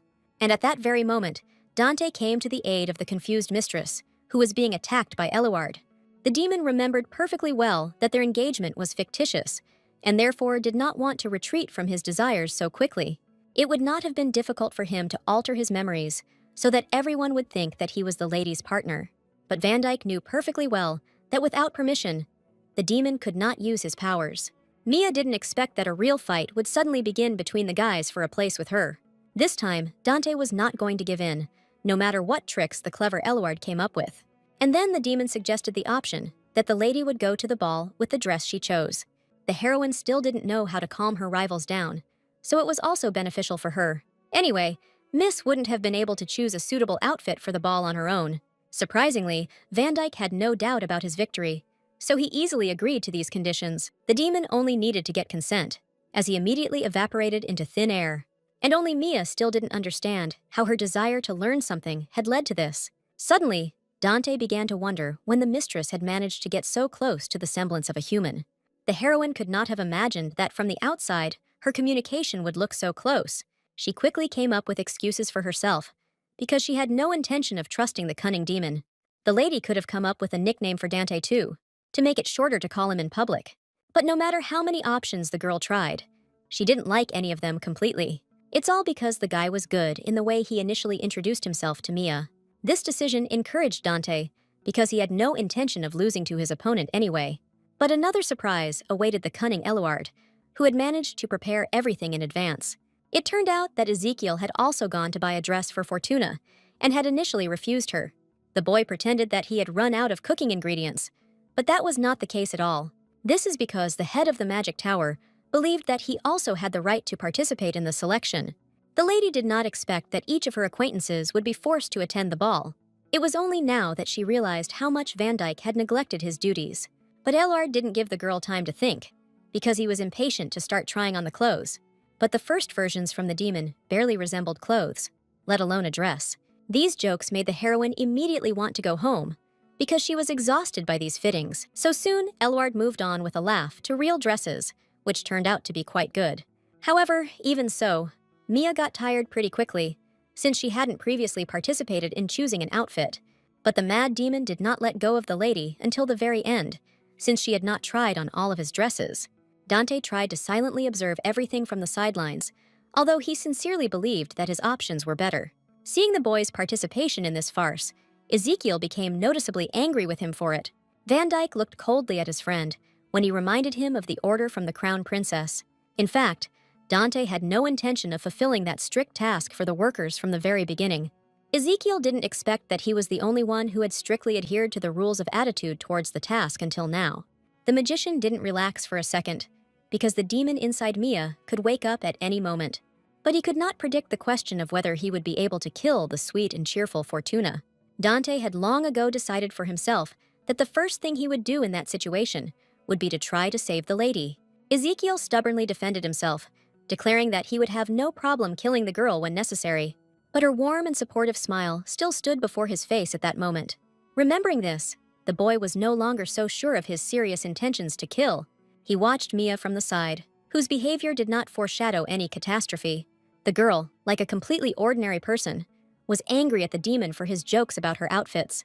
So Isia began to doubt more and more whether there really was a demon sleeping inside her. Moreover, Van Dyke was sure that the princess's prediction about the future would never come true. Soon they had to return to Mia's clothes, who was able to pick out a beautiful dress. Both guys were amazed at how much the girl's appearance changed because of the outfit.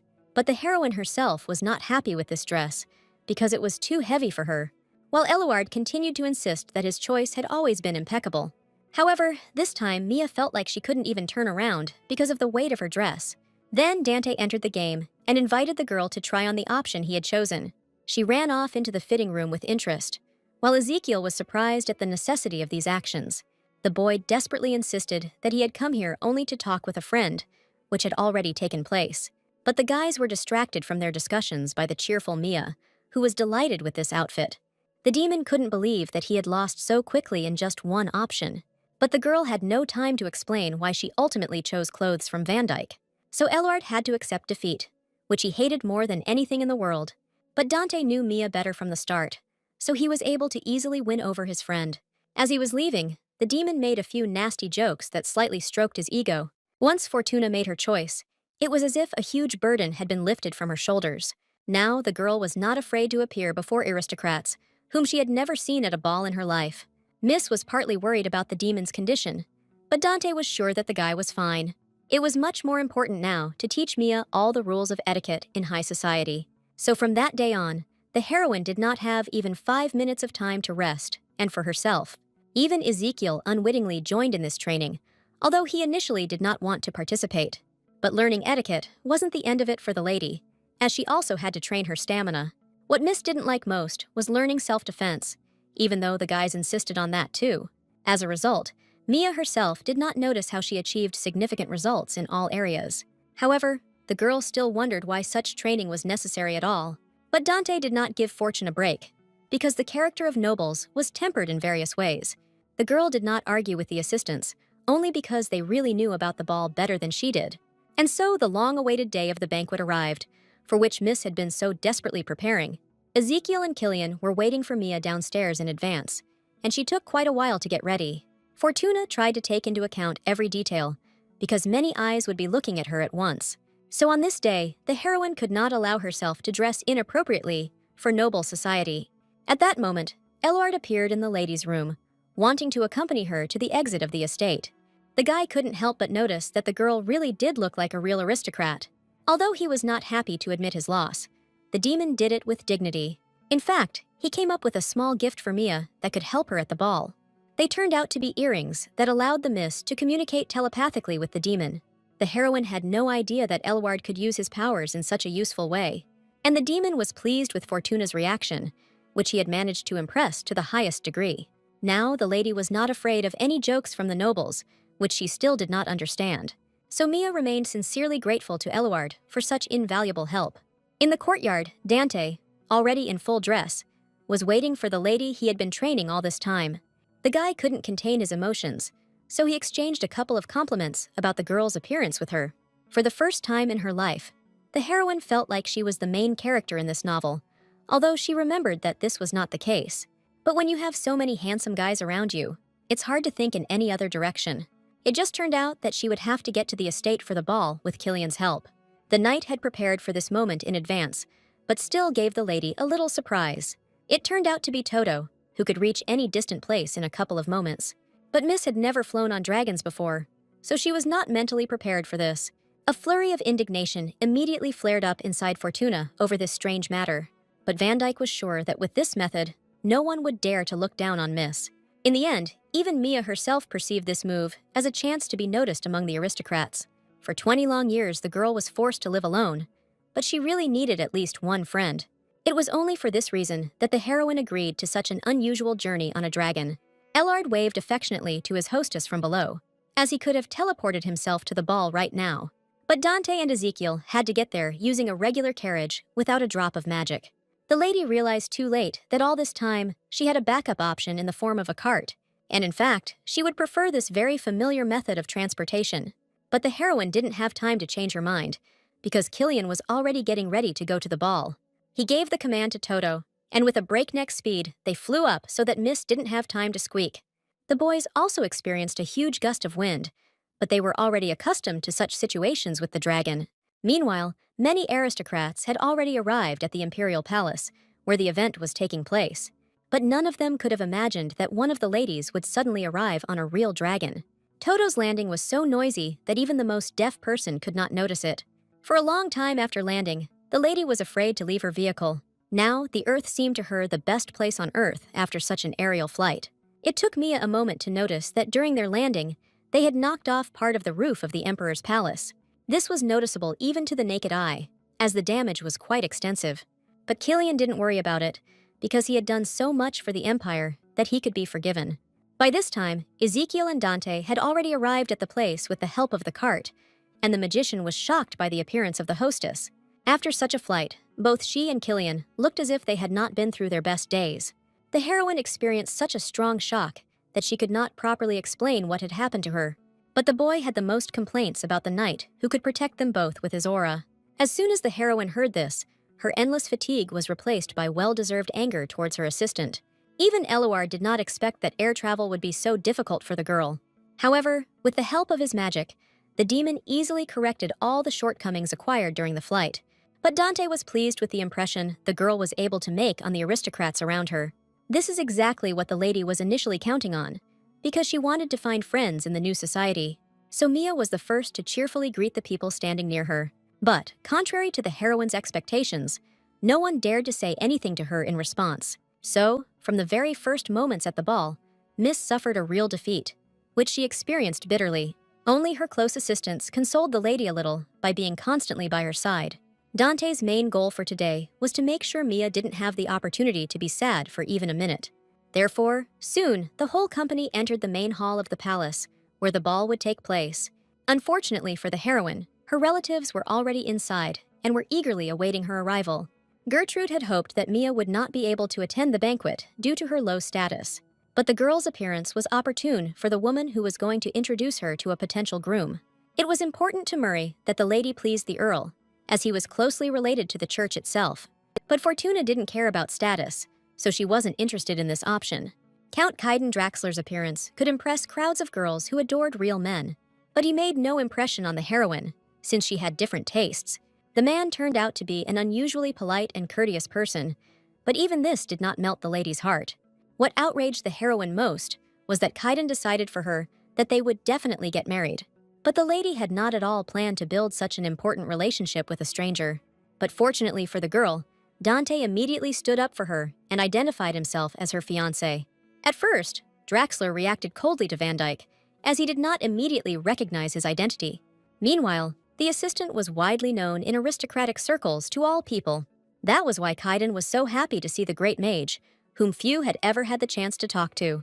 The only thing that bothered him was that the guy introduced himself as a competitor, since he was Fortuna's fiancé. However, Draxler would not be a warrior if he so easily gave in to this unequal battle of the suitors. He honestly admitted to the girl that he wanted to be the second contender for her heart, right after Dante. But Mia didn't approve of this attitude, since she didn't even need the first groom. To the heroine's surprise, it was Eluard who stood up for her this time, something the lady could never have predicted. It turned out that the guy could not give up the position of the second groom, because he was sure that he himself occupied this position. Mia had no idea what Eluard, whom she didn't even have time to stop, was planning again. And the guy confidently stated that Killian and Ezekiel were also candidates for the groom right after him. Mia was frightened when she noticed how tense the rich count's powerful muscles were. But it turned out that the guy was delighted with the generosity of the girl, who was ready to accept everyone into the family. This finally convinced Fortuna that she should not have gotten involved with this man. No matter how rich Draxler was, it was only important to the girl's unpleasant relatives. Therefore, she honestly admitted to the man that she did not consider him as a future groom. And for the heroine, the reason was extremely simple, and consisted in the fact that the man was the hairiest representative. The girl shuddered at the mere thought that she would have to live with such a woolly husband. For the first time in his life, the reason for refusal was Kaiden's personal pride, because he loved all the hair on his body. No aristocrat had ever dared to raise such a problem before, so the Count was not at all worried. He wasn't ready to give up his hair for the girl, since no one in his family ever shaved. That's how Mia and Kaiden's love story ended, even before it had even begun for either of them. The man accepted with dignity the fact that he was not destined to live with Fortuna.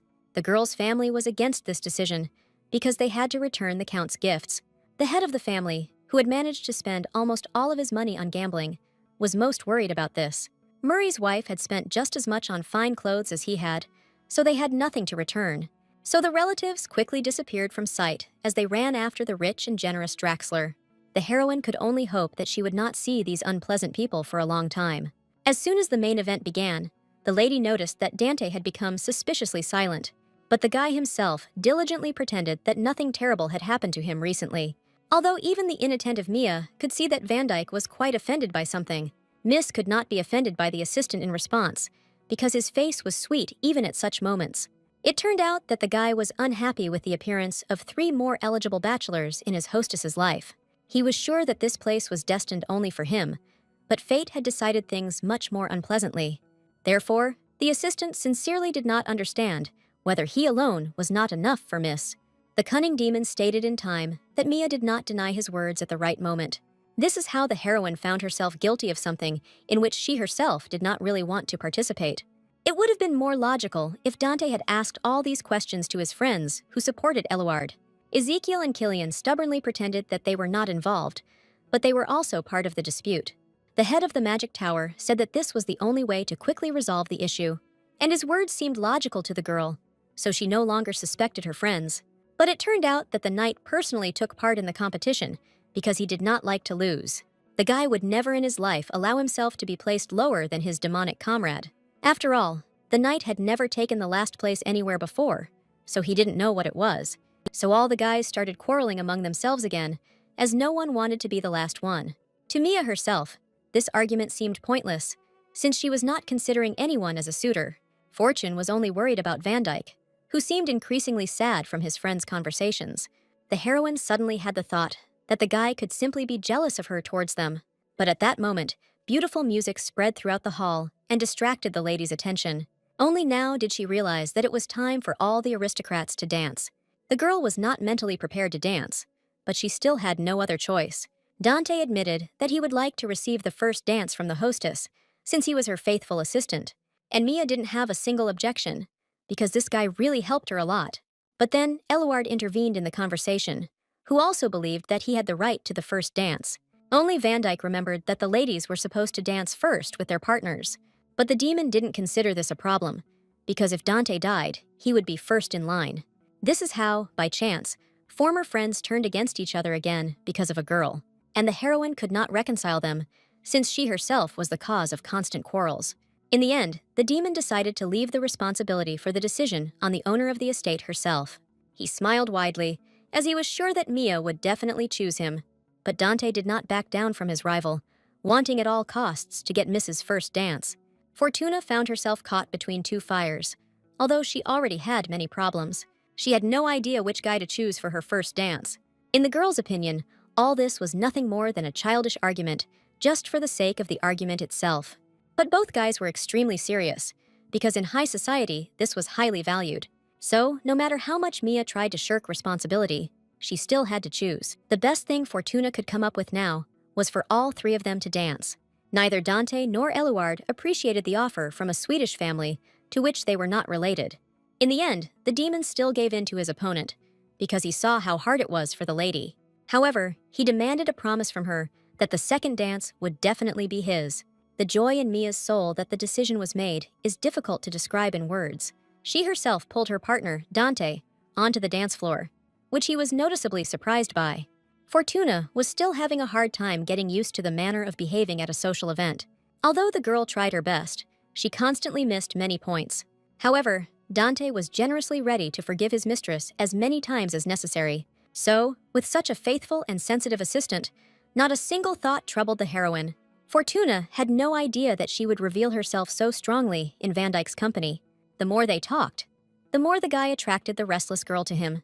Dante's task was to make sure that the lady's first dance in her life would be remembered forever. And to achieve this, the assistant made every effort, constantly observing his partner. In the end, they both had the impression that they were not walking, but floating to the beat of the music. For the first time, Mia was ready to admit that dancing turned out to be quite a fun and enjoyable activity. She didn't expect Dante to dance so well, since he hadn't shown her his skills. The girl completely forgot that all aristocrats were properly trained in the rules of etiquette. Like everyone else, Van Dyke trained a lot before achieving a good result. The only difference was that he practiced dancing with his friends. The picture that popped into the lady's imagination made her laugh to the depths of her soul with its absurdity. Although Van Dyke himself did not like to remember those times, he was glad when his hostess smiled. They got so close to each other that the girl was struck by Dante's beautiful eyes. The heroine sincerely complimented her friend, as she once again admired his appearance. The pleasant words that Van Dyke immediately said to her in response did not sound so natural and sincere, but the assistant's gentle smile hinted that he was not joking at all during their conversation. Although Mia was not a generally accepted beauty, she was beautiful and desirable in her own way. The girl had never received such confessions before, which embarrassed her to the depths of her soul. But this time, she couldn't turn it all into a joke, because Dante looked quite serious. Van Dyke lacked the tact to realize how all his confessions sounded from the outside. So Fortuna found herself at a dead end, because her heart was beating loudly with excitement in her chest. But the lady didn't have time to ask whether the guy had feelings for her, because Ellard intervened in the conversation. While dancing pleasantly with Van Dyke, Miss didn't notice how it was time to change partners. Dante managed to hear how Mia had started asking him a question a second ago. But the cunning Ellard did not leave the lady a single opportunity to give an answer right now. For some reason, Van Dyke found himself upset by this situation, although he himself did not expect it. But the aristocrat managed to put on a polite smile that suited the moment. Although he already regretted that he had let his beloved mistress go to dance with the cunning and clever demon. Meanwhile, Mia was upset that she almost talked to Dante about her feelings, but she was not the main one in this story, because the princess was supposed to appear soon. However, by this point, the girl still couldn't find her eyes in the crowd of people. But, according to the plot, it was at this festival that Dante's favorite was supposed to meet him. But among the aristocrats, there was no one even remotely resembling a princess. But at that moment, Eluard attracted the attention of the girl, who began to look around. The demon could not allow the lady in his arms to think about any other people. Fortuna had completely forgotten how dangerous it was to relax while dancing with Eluard. The guy didn't need much persuading, and now he's already set the highlight of his dance moves. The guy did this on purpose, so that the miss would have no opportunity to think about anything else. And now, the lady completely forgot that she was trying to find the mysterious princess. She had to focus urgently on the demon, so that he wouldn't do anything else. As a result, the heroine sincerely surrendered to the emotions she experienced during the dance. She did not neglect anyone, as she wanted to have fun with all the estate's assistants. Each of the guys reacted differently to the lady's pampering, but they all rejoiced along with her. As a result, Mia became so tired that she urgently needed a temporary rest in the restroom. The girl concentrated all her attention on her friends, so she didn't notice that they were watching her. The heroine could barely pull herself together, as she already wanted to go home as soon as possible. But her plans were not destined to come true, because some lady suddenly spoke to Fortuna. This miss's name was Karka O'Faze, and in fact she too was formerly of common descent. But Mia didn't know about this fact, although she would still have considered her new acquaintance incredibly beautiful. Karka immediately stated that a dress with such a simple design suited the newly minted aristocrat, and the heroine beamed with joy, because the beautiful lady had just given her a pleasant compliment. But at that moment, Mia heard Eluard's voice in her head, which told her that they were laughing at her. The lady didn't like the fact that the demon could eavesdrop on all her personal affairs, even in the restroom. So the first thing she did was rush to take off her earrings, although their effect was limited to the territory. Only this calmed Fortuna, and besides, O'Faze noticed the nervous state of her interlocutor. The heroine continued to smile sweetly at the girl, not believing that she had actually laughed at her. But Karka herself seemed like a harmless young lady who would not bully others, no matter what examples the assistant gave. Mia had a hard time believing his words about ridicule, and the demon himself was to blame for the fact that the heroine could not perceive his words normally. Despite all of Eluard's warnings, Fortuna decided to make a friend at any cost. So she said with a gentle smile that Karka's dress suited her very well. But with every word Mia said, O'Faze became more and more red and pale with displeasure. Eluard could clearly hear that the hostess had accidentally deeply insulted her interlocutor. The whole point was that Fortune had chosen descriptions for the dress that compared it to a fake. So, although the heroine did not at all want to achieve such an effect, she only hurt the lady more. But surprisingly, Karka was able to quickly pull herself together and hid all her emotions inside. But the lady was not going to forgive her deep humiliation because of her clothes so easily. She sneakily attacked Mia, forcing the girl to admit that she was of common descent. O'Faze was curious to know how it happened that the lady arrived at the ball with Dante, and Fortuna answered honestly that it was the will of the great ghost of the Garciel estate. But Karka again did not take such explanations seriously, because they seemed incredible to her. No matter what the heroine did, she had the impression that she was only arguing more and more with O'Faze. In the end, the girl couldn't take it anymore and ran away, because she hated being brazenly lied to. But Fortuna never once during their entire conversation said anything wrong, but she had to remain alone again, because the ladies avoided any communication with her. However, this rule did not apply to everyone, because there were aristocrats who were not afraid of condemnation. And Mia didn't immediately notice one of them in the room, since she was already completely upset because of the quarrel. This beautiful lady's name was Lydia Lux, and she knew Karka O'Faze better than anyone at the ball. And this time, Fortuna couldn't resist the compliment, but this lady took it correctly. Lydia did not have the same amount of insecurity and disdain for people that Karka did. And in fact, she only approached Mia because she overheard her conversation with Ophase. This beautiful aristocrat had her own reasons for turning to the newly minted lady, but Mia wasn't sure she could answer questions from a girl she was seeing for the first time. It was obvious from Lydia that she really needed help, even from such a stranger. Mia herself still hasn't given up hope that she can find friends in high society. Besides, Lux looked like someone you could trust with anything. The heroine's heart was instantly broken into tiny pieces by such incredible beauty. But before making a decision, she contacted Eluard, as she would need his help. Only after this did Fortuna announce that she would not be opposed to a short conversation with the aristocrats. In response, the girl earned another truly beautiful smile from the charming Lida. And so, without even noticing, Mia found herself for the first time in the pleasant company of aristocrats. Navy Cerise, who could also boast of her beauty, was also in this company. Lydia briefly introduced both girls to each other to create a pleasant atmosphere. Just in case, Mia stated her name again and reminded that she was an ordinary commoner. The girl didn't expect that these ladies wouldn't care what her status was.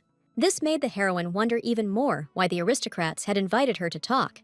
It turned out that the whole thing was about how Fortuna responded to Karka's comment on her dress. Until now, Mia didn't believe that Ophis had actually laughed at her, but Lydia confirmed it, and the girls accepted the new lady as a friend. As her bold and honest answer amazed them, Lydia and Nevi's true desire was to restore their friendship with Karka, and the girls thought that Mia could very well help them with this difficult task. More than anything in the world, the heroine wanted to accept this modest offer of friendship. However, Fortuna understood perfectly well that she would do wrong if she became their friend. No matter how much Lux tried to persuade her, Miss didn't believe that she could return Karka to them. After all, it was she who became the cause of Ophase's final upset after their short conversation. For some reason, the aristocrats continued to be stubborn, wanting to see Mia among their friends. And exactly at that moment, that same Karka appeared in the room, as she was looking for Lydia and Nevi. The presence of a lady she didn't like in this place came as a real surprise to her. Fortuna realized too late what an embarrassing situation she had so frivolously gotten herself into. And only Lux remained calm, hoping that Mia would be able to find the right words. However, Karka reacted extremely negatively to her new acquaintance, who had recently insulted her. The only excuse Mia could come up with was that she had been invited to this meeting by others. But what outraged Ophase most of all was that a girl of common blood was allowed into the company of aristocrats. Lydia calmly reminded them that they never judged their friends by their status or wealth.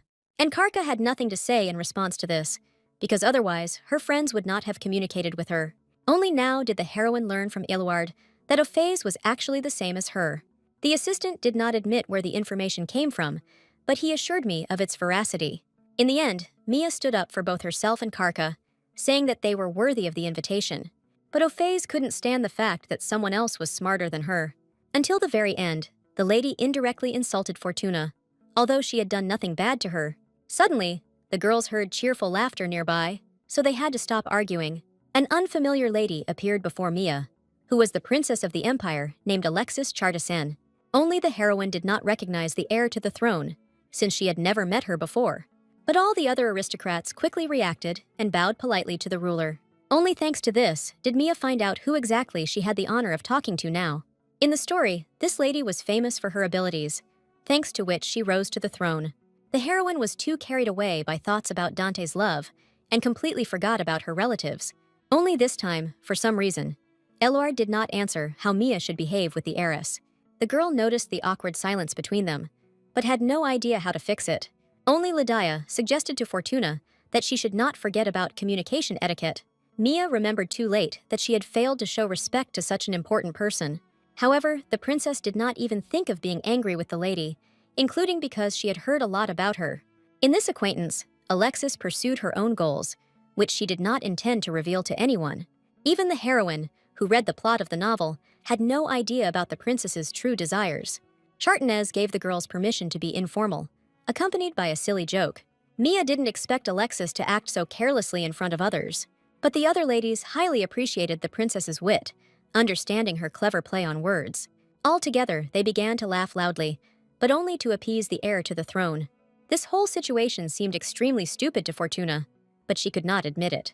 So the heroine joked back, confused, hoping that Alexis would approve of her words. The joke ended up being so successful that Chartanes was genuinely delighted. It turned out that the lady's years of office work and her compliments to her bosses had not been in vain. The princess liked the girl so much that she invited her to the hunting festival in a couple of days. However, Mia was wary of the fact that she had received such a difficult invitation so unexpectedly. But, like other ladies, Fortuna had no right to refuse the future ruler herself. Surely all the ladies were put in this position, and that is why they pretended to be happy. Lydia and Nevi did their best to support their new friend, hoping that she would be able to prepare. The heroine almost went blind from their sincere smiles. They tried so hard for her. Alexis eventually got Mia to accept her invitation to the hunting festival. The princess still had a lot to do, so she could not linger around the aristocrats. But before leaving, Chartenez couldn't help but joke again to see the fake reactions of the people. All the aristocrats immediately picked up the joke, since they had no right to react differently. And only Mia didn't understand this joke, since she hadn't had time to get used to this manner of communication. In fact, the lady did not want to go to the hunting festival, but everything had already been decided for her. From the girls, she learned that usually everyone present hunted magical beasts. Each of the ladies not only knew how to fence, but also shot well with special guns, and Mia's skills alone were not enough, although everyone else supported her abilities. This is how the heroine found herself drawn into a competition she didn't want to attend. Until the very end, Fortuna did not believe that her fencing skills would be enough to win, and Lydia suggested to the girl that it was not necessary to win this hunting competition. The aristocrats confidently promised that they would not let anyone harm their new acquaintance, who was mastering etiquette. Both Lydia and Nevi were full of enthusiasm and faith that Mia would definitely succeed. After such support, the heroine could no longer refuse to participate under a plausible pretext. She was also very eager to show off everything she could learn in a short period of time. Only after this was Fortuna able to return to the main hall, feeling completely exhausted. Dante immediately noticed that the hostess had been gone too long for a regular trip to the toilet. Only now did Mia remember that all this time she had been unable to maintain contact with Eluard. But the demon didn't ignore the lady on purpose, because he really didn't hear her messages. This could only happen if the magic on the earrings somehow dissipated. Van Dyke was the most tense of all when he heard that the lady had met the princess. There was strong protective magic around her, so the spell on the earrings wore off. Only the faithful assistant was concerned that Mia had recently spoken with Alexis. But Fortuna had a good impression of Chartenez, if you forget about her strange jokes. It turned out that Mia wasn't the only one who couldn't understand the princess's jokes, as she had many of them. It was time to leave. But the heroine could not find Ezekiel and Killian anywhere. They were busy. The whole thing was that Alexis urgently called them to her for a secret conversation.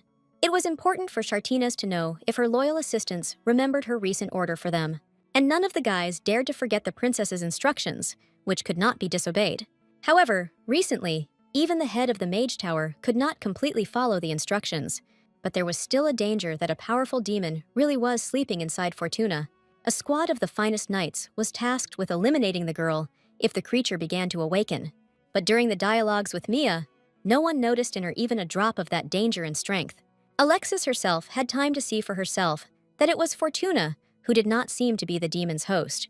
But all this did not allow the princess to cancel the mission for her personal squad of the best knights. While Chartenez would have preferred Mia to be clean, she was considering all options. What the heiress liked most was the suspicious Fortuna's excellent sense of humor. In order to finally test the girl, the princess invited her to go hunting. She was confident that Ezekiel would do a great job of monitoring the demon inside Mia. No one dared to contradict Alexis when she made a decision, even if it was unpleasant for others. So the knights obediently bowed to the heiress, accepting her new task. Shantares called her assistants again to remind them to remain constantly vigilant. More than anything in the world, she was afraid that the tragedy with the escaped demon would happen again. But the heroine herself had no idea about the passions that were going on around her. She was only concerned about how everyone would get back to the estate. Ellard was one of the first to escape from the ball, simply disappearing into thin air with the help of magic. Mia didn't even have time to ask him to take her with him so that she wouldn't have to shake on the trip again. So the lady had no choice but to return home in an ordinary carriage. But as soon as she turned to Ezekiel, the boy noticeably darkened, thinking about his task. The heroine didn't know what exactly was troubling him, but she was genuinely concerned about this situation. She took liberties and put her hand on the guy's head to check his temperature. Only in this way did the girl become convinced that, physically, everything was completely fine with her friend. But such caring actions only made Ezekiel's heart heavier, because the task was still there. He immediately remembered Dante's recent question about whether a magician could kill a girl without thinking. But these worries were countered by the stern face of the princess, who would not tolerate defeat. That was why it was so difficult for Ezekiel to communicate with the sweet lady at the moment. Mia had no idea what was going on in her friend's soul, and therefore could not help him in any way. However, once again, the girl was saved from her difficult thoughts by her very first assistant. Dante, with a slight smile, invited Miss to take a walk with him while the weather permitted. Although it was unexpected, Fortuna did not see any reason to refuse the guy. She enjoyed getting closer to him little by little every day, learning new things, and Van Dyke was in solidarity with the hostess in this feeling, although he himself did not realize it. Along the way, Mia happily shared her first and good impressions of the ball. Dante was already happy, because the girl's face was constantly smiling joyfully. At that moment, they both enjoyed each other's company, without thinking about the consequences at all. But the lady still shared her concerns about taking part in the hunt. Like everything in high society, the heroine was forced to take part in this competition for the first time. So Mia was genuinely worried that she might not catch a single magical beast at all. That's why Fortuna called an assistant with her, because with him, she had a high chance of winning. Previously, Dante promised the lady that he would always be there, so he did not refuse this time. Only now did the assistant remember that the hostess wanted to tell him something during the ball. Mia had long since lost the moment, but the interest inside her was still quite strong. But Van Dyke didn't expect Fortuna to ask him about his romantic feelings for her. The heroine was expecting any answer, but not one of uncertainty in the guy. It turned out that Dante himself did not consider his actions as a love interest for the girl. While she clearly saw that this concern was not simply due to necessity, the problem was that Van Dyke did things for the lady only because he wanted to. So, with her question, the heroine accidentally drove her faithful assistant into a real dead end. As soon as the girl realized this, she blushed deeply, wishing she could rewind time. Mia confessed to Dante that if he continued to care for her, it would mean he had feelings for her.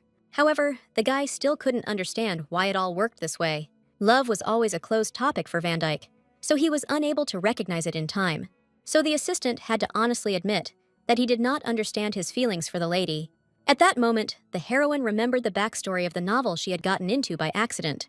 Dante was raised cruelly from childhood, so he rarely experienced human emotions. So the guy's confused face was the most the girl could get out of him. Suddenly, Mia felt sorry for this man who had done so much for the good of the empire.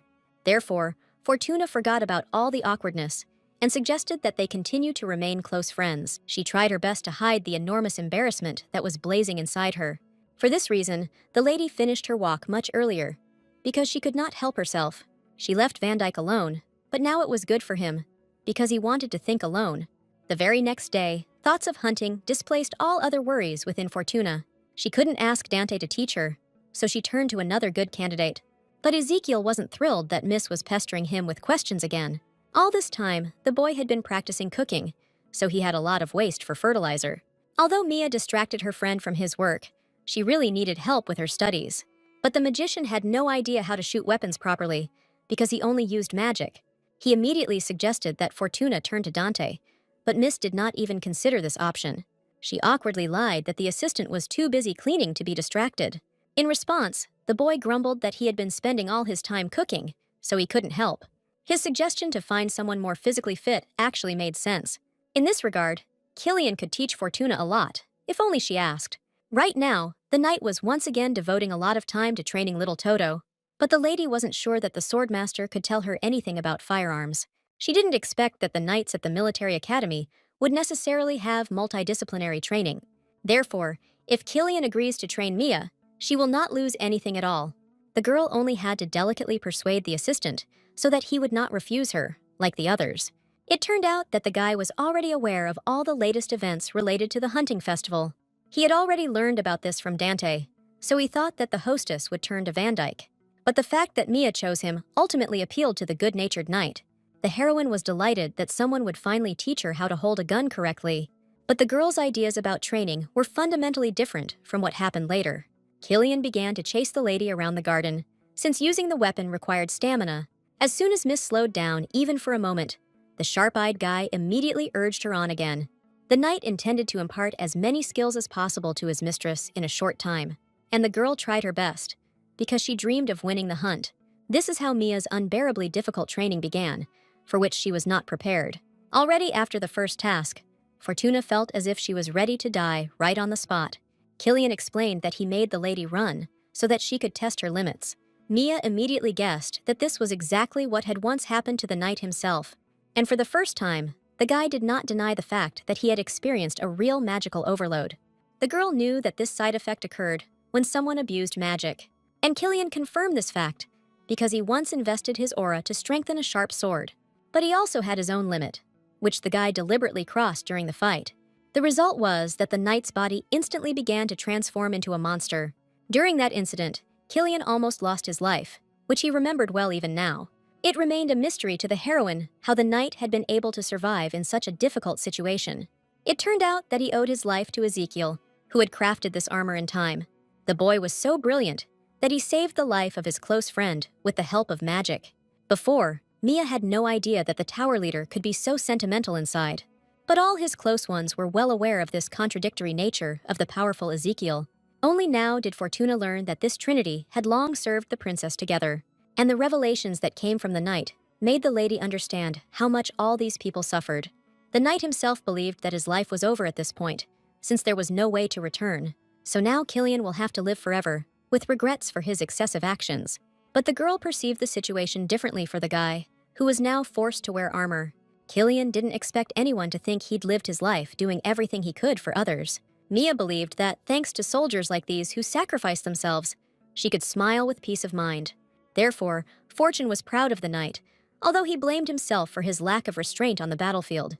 But with a couple of sentences, the lady convinced the knight, because she was delighted with his current protection. So Killian couldn't help but admit that he really had become stronger, despite all the unpleasant nuances. In fact, the assistant had been waiting for a long time for a person who would show him sincere gratitude. So the guy only became more eager to teach the girl as many skills as possible. Little did Fortuna know that she had become the catalyst for continuing her own torment in her studies. From now on, the knight was eager to squeeze every last drop of juice out of the lady, just so she could succeed in the competition. But the heroine could barely stand on her feet after her recent run, so she was only ready for rest. But any objections were not accepted from Miss, because that's what her updated strict teacher said. Killian reminded her that at times like these, the girl was building up her muscles, so she had to keep training. As much as Mia objected, her wishes were no longer taken into account in this difficult training. Thus, Fortuna signed her own death warrant by devoting all her time to grueling training. The knight even made sure that Mia could improve her imperfect balance. The guy was deliberately being cunning during the training, constantly increasing its duration for the girl. As a result, the heroine was completely exhausted and dreamed of at least one glass of clean drinking water. Killian couldn't refuse Miss this, although he ordered her not to be distracted from her current training. On the way, he met Ezekiel, who was unhappy that his friend had blabbed about the magical overload. The knight did not expect that the magician, who was nearby, would stoop to simply eavesdropping on others. He honestly admitted that he relaxed around Mia, which is why he told her part of his personal life. Killian was afraid that he would not find support in Ezekiel because he had made a difficult decision inside himself. The knight was no longer confident that he would be able to carry out the princess's order if it were required soon. This surprised the magician, because this was already the second person who refused to kill Mia to save the future of people. But the boy quickly hid his emotions, because he remembered that Killian never feared punishment from Alexis. The magician still hasn't decided which side he'll be on if the situation takes a nasty turn. But he also couldn't kill Fortuna right now, who seemed like the most innocent and sweet girl in the world. Ezekiel continued to watch the lady, in whom he found absolutely nothing dangerous. That is why, with each passing day, he began to doubt more and more the necessity of his difficult task. Mia herself had no idea that all her assistants had gathered nearby only by order of the princess. And, like the rest of his friends, Ezekiel needed time to sort out his emotions. When Fortuna's training ended, she could barely crawl back to her estate on her own. Every muscle in the girl's body was shaking, because Killian did not spare her even for a moment. So now the lady had to go through another test and get to a soft bed. But in the corridor, she suddenly met Dante, who wanted to say a few words to his beloved mistress.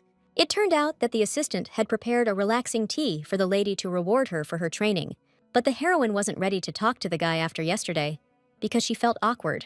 So she hurried away from the conversation under the pretext that she was very tired from class. The girl hoped that Van Dyke would not follow her, because she could not confess her feelings to him. But Dante directly asked why Mia didn't come to study with him for the hunting festival. It was no secret that he shot better than all the current assistants of the huge estate. However, the confusion inside Fortuna did not allow her to address the guy as before. The heroine came up with some ridiculous excuses just to avoid admitting her true awkwardness. She quickly ran away, as she was unable to continue the conversation with the handsome guy. And Dante was left alone with the heavy thoughts that had been bothering him lately. But Mia was so focused on her feelings that she couldn't explain anything to her assistant. After yesterday's conversation, the girl's heart began to beat treacherously loudly inside her. She herself did not understand why she was so agitated by an ordinary situation that she often found herself in. But now, Mia really needed time to get used to her recent shame. It was for this reason alone that the lady decided to temporarily avoid Dante until she felt better. But days passed, and Miss was still not ready to honestly admit to the guy the reason why she did not communicate with him. Dante tried to help the girl many times, but she always came up with various excuses. For the next few days, Miss did not allow him to clean her room, just to avoid making eye contact. And so, before the heroine could even notice, the long-awaited day of the hunting festival had arrived. But even thoughts about the upcoming competition did not distract the girl from her thoughts about Dante. She herself understood that this could not continue any longer, so they needed to talk. But then the aristocrats, who had previously tried to become her real friends, approached the miss. As usual, Fortuna greeted the girls with aloofness, observing all the rules of etiquette. And this hurt Lydia a little, because she wanted to maintain friendly communication between them. Mia didn't expect the ladies to remember it even better than she did, so she quickly rectified the situation. And Lydia and Nevi were pleased that Fortuna still perceived them as friends. Only Karka did not join this conversation, as she avoided talking to Mia. But even so, the aristocrats noticed how much stronger Fortuna had become over the last few days of training. Before the festival, the lady really trained as if she didn't feel tired at all. And she was glad that even from the outside, it was clear that her training had produced good results. But this conversation was not destined to last long, because Dante entered the girls' tent fully armed. The guy amazed everyone present at first sight with his incredible beauty and elegance.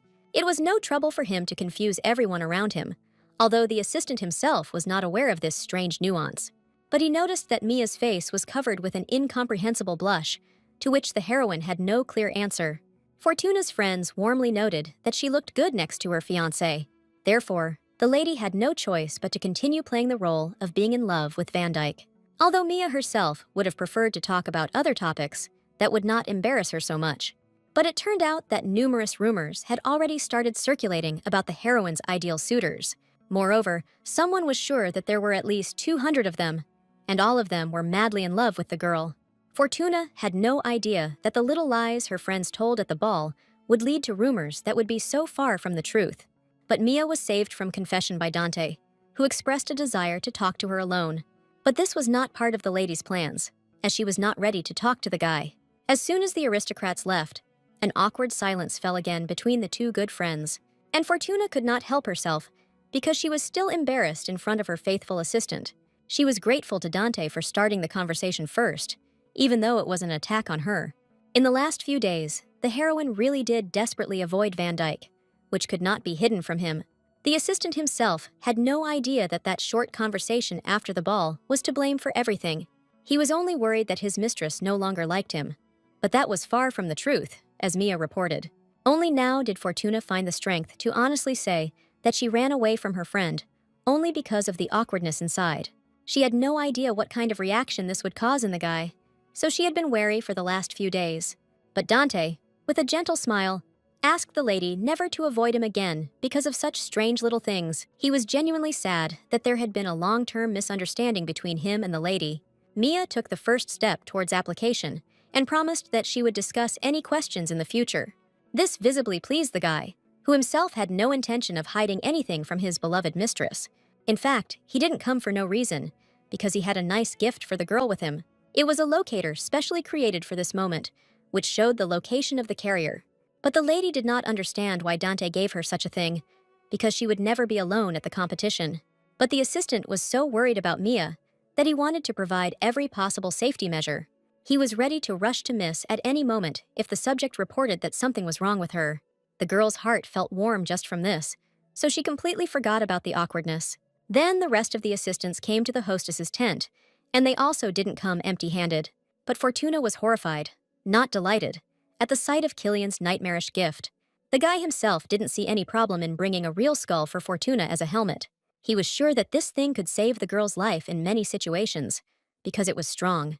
But Mia did not share her assistant's feelings, as she shuddered at the mere sight of the helmet. While the knight advertised this cool item in various ways, against Fortune's wishes, he placed a strong helmet on her head, causing the lady to almost fall down. The weight of the helmet was so enormous that Mia could not lift her head to a natural position. Therefore, the lady suggested an alternative to the skull in the form of decorating one of the walls of their huge estate. In any case, the girl was only glad that the assistants tried so hard for her. But the surprises didn't end there, because Ezekiel also presented the lady with a small magical gift. The boy made everything so that it was impossible to determine the magic in this object at first glance. And only when the heroine put it on did she understand the beauty of this unusual gift. This monocle allowed one to aim accurately at a chosen object so as not to miss when shooting. Although, it is unlikely that the lady will need it at all, since Ezekiel was planning to go with her. For the first time in her life, the heroine felt the warmth of having true friends give her gifts. The lady was so touched that she could not find suitable words to express her gratitude. But then the sweet scene was interrupted by Princess Alexis herself with her unexpected appearance. Chartenez couldn't help but notice that the assistants were truly close to their beloved owner. She also casually mentioned that Mia looked much more fit than when they first met. The heroine was only glad that Alexis herself complimented her endurance during preparation. The princess no longer felt that she had been wrong to invite Mia to participate in a hunt for which she was not ready. But in reality, Alexis was much more interested in the rumors of an engagement between Fortuna and Van Dyck. Dante understood perfectly well that in every word of the heiress, there was a hidden meaning only for him. And although the heroine was overjoyed by the compliments from the princess, everyone else was tense. As always, Alexis accompanied her words with silly jokes that only she liked. Chartenez laughed heartily at any witticisms that instantly came into her head. This year, Alexis had no intention of losing, so she immediately warned everyone around her about the serious competition. The heiress once again did not forget to shout out one of her stupid jokes that she liked so much as a farewell. But Mia prayed that someone would finally take the collection of such frivolous jokes away from the princess. At this moment, Dante finally dared to say something to his hostess, no matter what her reaction would be later. But Ezekiel reminded them at the wrong time that it was time for them to head out to the training field. So Fortuna had to postpone this conversation until better times, because she needed to concentrate on the hunt. As much as Van Dyck didn't want to stop the girl, she silently walked past him towards the exit of the tent. The assistant had the impression that if he let the lady go now, he would lose a lot. And the guy didn't want to live any longer, with the feeling of regret that he hadn't immediately said everything he thought. It was only for this reason that he confidently stopped Fortuna, since he nevertheless decided to talk to her right now. Mia noticed that Dante's feelings were deep, because he even grabbed the hem of her clothes. In fact, the lady had nothing against it, since in most cases, Van Dyck observed all the proprieties. Only now did the assistant hand the girl a beautiful handkerchief with the lady's initials embroidered on it. Mia was still not very familiar with the traditions among the aristocrats, so she did not understand its meaning. But Dante knew that during a hunt, the bride or groom should be given a similar handkerchief. What impressed the girl most was that the guy had carefully embroidered the item with his own hands. The scarf looked like something any embroidery master would envy, selling similar scarves. For several nights in a row, the assistant worked hard for this gift, because he wanted to please the lady. The heroine couldn't believe that Van Dyck had really tried so hard to make the scarf. But Mia didn't think she had the right to accept such things, since their engagement was fake. But the guy quickly convinced the lady that he made the scarf only because he sincerely wanted to give it as a gift. So Dante would be very upset if the girl refused to accept this precious gift. Fortuna had no idea that her ambiguous answer could hurt the usually collected guy so much. In fact, she had nothing against the scarf. She was just too embarrassed by the value of the gift. Miss made the right decision and simply thanked the guy for his attention and care. Van Dyck wouldn't be upset even if the girl lost the competition. It was much more important to him that Miss returned safe and sound after the hunt. The assistant, with a slight smile, gave Mia instructions to be careful in the forest. And just a few minutes later, the heroine began participating in the competition together with Ezekiel. But the girl's consciousness constantly drifted towards the pleasant gifts she had received. So she was not thinking about hunting, but about sweet Dante, who was even better in her imagination. Fortune could not allow her to return empty-handed from the battlefield now. Ezekiel walked silently next to his mistress and did not disturb her thoughts the whole time. The boy was confident that Miss would be able to catch as many as 10 magical animals. Mia herself did not expect that the assistant's predictions for her would turn out to be so good. It turned out that the magician meant 10 animals about the size of an ant. The heroine was noticeably offended by this wording, although in some ways Ezekiel was right. After all, the girl shuddered in fear at every sound that this forest made. This time, it turned out that a magical animal really did jump out at them, but it was too small. But immediately after him, the hand of an incredibly huge creature descended onto the clearing. Even Ezekiel froze in fear, as he did not expect to meet this magical beast. For the first time in her life, the heroine encountered a hand that she could not grasp with her eyes. The magician recognized in this monster too late the powerful Asmodeus, who appeared rarely. And now even Ezekiel would have difficulty dealing with this creature, which amazed with its skills. The boy knew that this beast only appeared near high-level gates. And immediately after his words, the lady noticed the very gates that the assistant had just spoken about. Fortune could do nothing in this terrible situation, which was beyond her strength. So the girl could only look at the animal, which was calmly wandering through the forest. Upon seeing this beast, the competition management immediately ordered everyone to get out of the forest. This monster was striking with just his scream, and he hadn't even started a fight. Ezekiel created a shield in time to save himself and his mistress from the sound wave. The boy understood that the girl's safety was his top priority, so he began to cast a spell to send her back to the camp, where the lady would be protected. The assistant did not listen to any of the lady's objections, because he believed that it would be better that way. But Mia couldn't allow herself to leave Ezekiel all alone in the middle of the forest. She focused on her emotions and screamed in protest for him to hear her. Exactly after this, Ezekiel's magic fell from Fortuna, as if he had not cast any spell at all. At first, the boy didn't believe that his magic really hadn't worked at that moment for some reason. He sincerely could not understand who Mia was if magical powers did not work on her. The powerful mage had never experienced anything like this on the battlefield before. The heroine herself had no idea what they were talking about or why Ezekiel was so worried. She obediently froze in place, while the assistant tried to cast at least one spell on her, but they all immediately dissipated from the girl, as if the guy had only applied them temporarily. Ezekiel didn't understand why his magic didn't work on the lady it was so important to save. But Asmodeus didn't care whether her opponents had any difficulties with defense, but the heroine managed to push Ezekiel under the shield in time, which he had not removed all this time. The boy noticed how scared the girl was, but she still saved him. Mia wouldn't be able to forgive herself if she allowed her assistant to suffer in such a situation. But for a magician, such behavior was unheard of, because the lady could barely save herself. The guy understood perfectly well that if the barrier had failed, they both would have died on the spot. But for Fortuna, the protection of employees, which the boss always provided, was important. The magician always encountered people who thought only about their own protection on the battlefield. In critical moments, as a rule, no one cares what happens to a comrade. Therefore, the girl's behavior seemed unreasonable to the magician, who had never encountered such selflessness. But he didn't have time to think, because the monster let out a loud and dangerous cry again. Asmodeus was preparing to attack again, and this time the shield would not be able to protect his friends. But, as before, Mia quickly covered Ezekiel with her body. Although she could not do anything, all she could do was pray for salvation, and soon it came just in time. Dante noticed on the locator that something was wrong with his mistress, so he quickly came running. Never before had the lady been so delighted to see a faithful and strong assistant. He wisely took Killian with him, who was also skilled on the battlefield. The only thing Van Dyke couldn't understand was why Ezekiel didn't send the lady to safety. So the boy had to admit that his magic didn't work on Fortuna. This once again confirmed to Dante that Mia was indeed different from the average person in the Empire. But they didn't have time to discuss this topic, because new monsters were coming from the gate. The open gates generously showered the surrounding area with creatures of various shapes and sizes. But, fortunately for our heroes, they could easily deal with these creatures. Dante quickly shot down anyone who dared to approach his group from the depths of the forest. It was clear to everyone that it was necessary to close the gates that were spewing out monsters as quickly as possible. Ezekiel took on a defensive mission for himself, because Mia was in great danger in this place, and Killian promised to provide worthy support for Van Dyke, so that he would not be stabbed in the back. The knight turned out to be such a powerful swordsman that he dealt with his enemies without any problems. With just a couple of swings of his sword, he tore some of the most unpleasant monsters to pieces.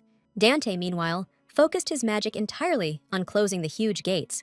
His spell began to work almost immediately, and all that remained was to hope that its power would be enough. The girl would never have thought that her friends could be so strong, but she herself shouldn't relax, because there were many magical animals running around the forest. One of them purposefully attacked the shield, taking advantage of the fact that his friends were distracted. His hands pounded the defense with incredible speed, threatening to destroy it at any moment. Ezekiel himself did not expect that he would begin to give in even against such a not very strong monster. But he remembered well the warnings from his mentor, that he forbade the use of all magic. The teacher was sure that if Ezekiel broke the ban, the power would begin to devour him from within. But the presence of Fortuna near him radically changed the boy's previous desires. The lady's words about her having to protect her assistants forever remained in the magician's memory. So he made a difficult decision for himself, because he saw no other way out of this situation. The heroine had to close her eyes from the bright light that filled the entire space inside the shield. The thing was, Ezekiel had his limitations, just like Killian and his armor.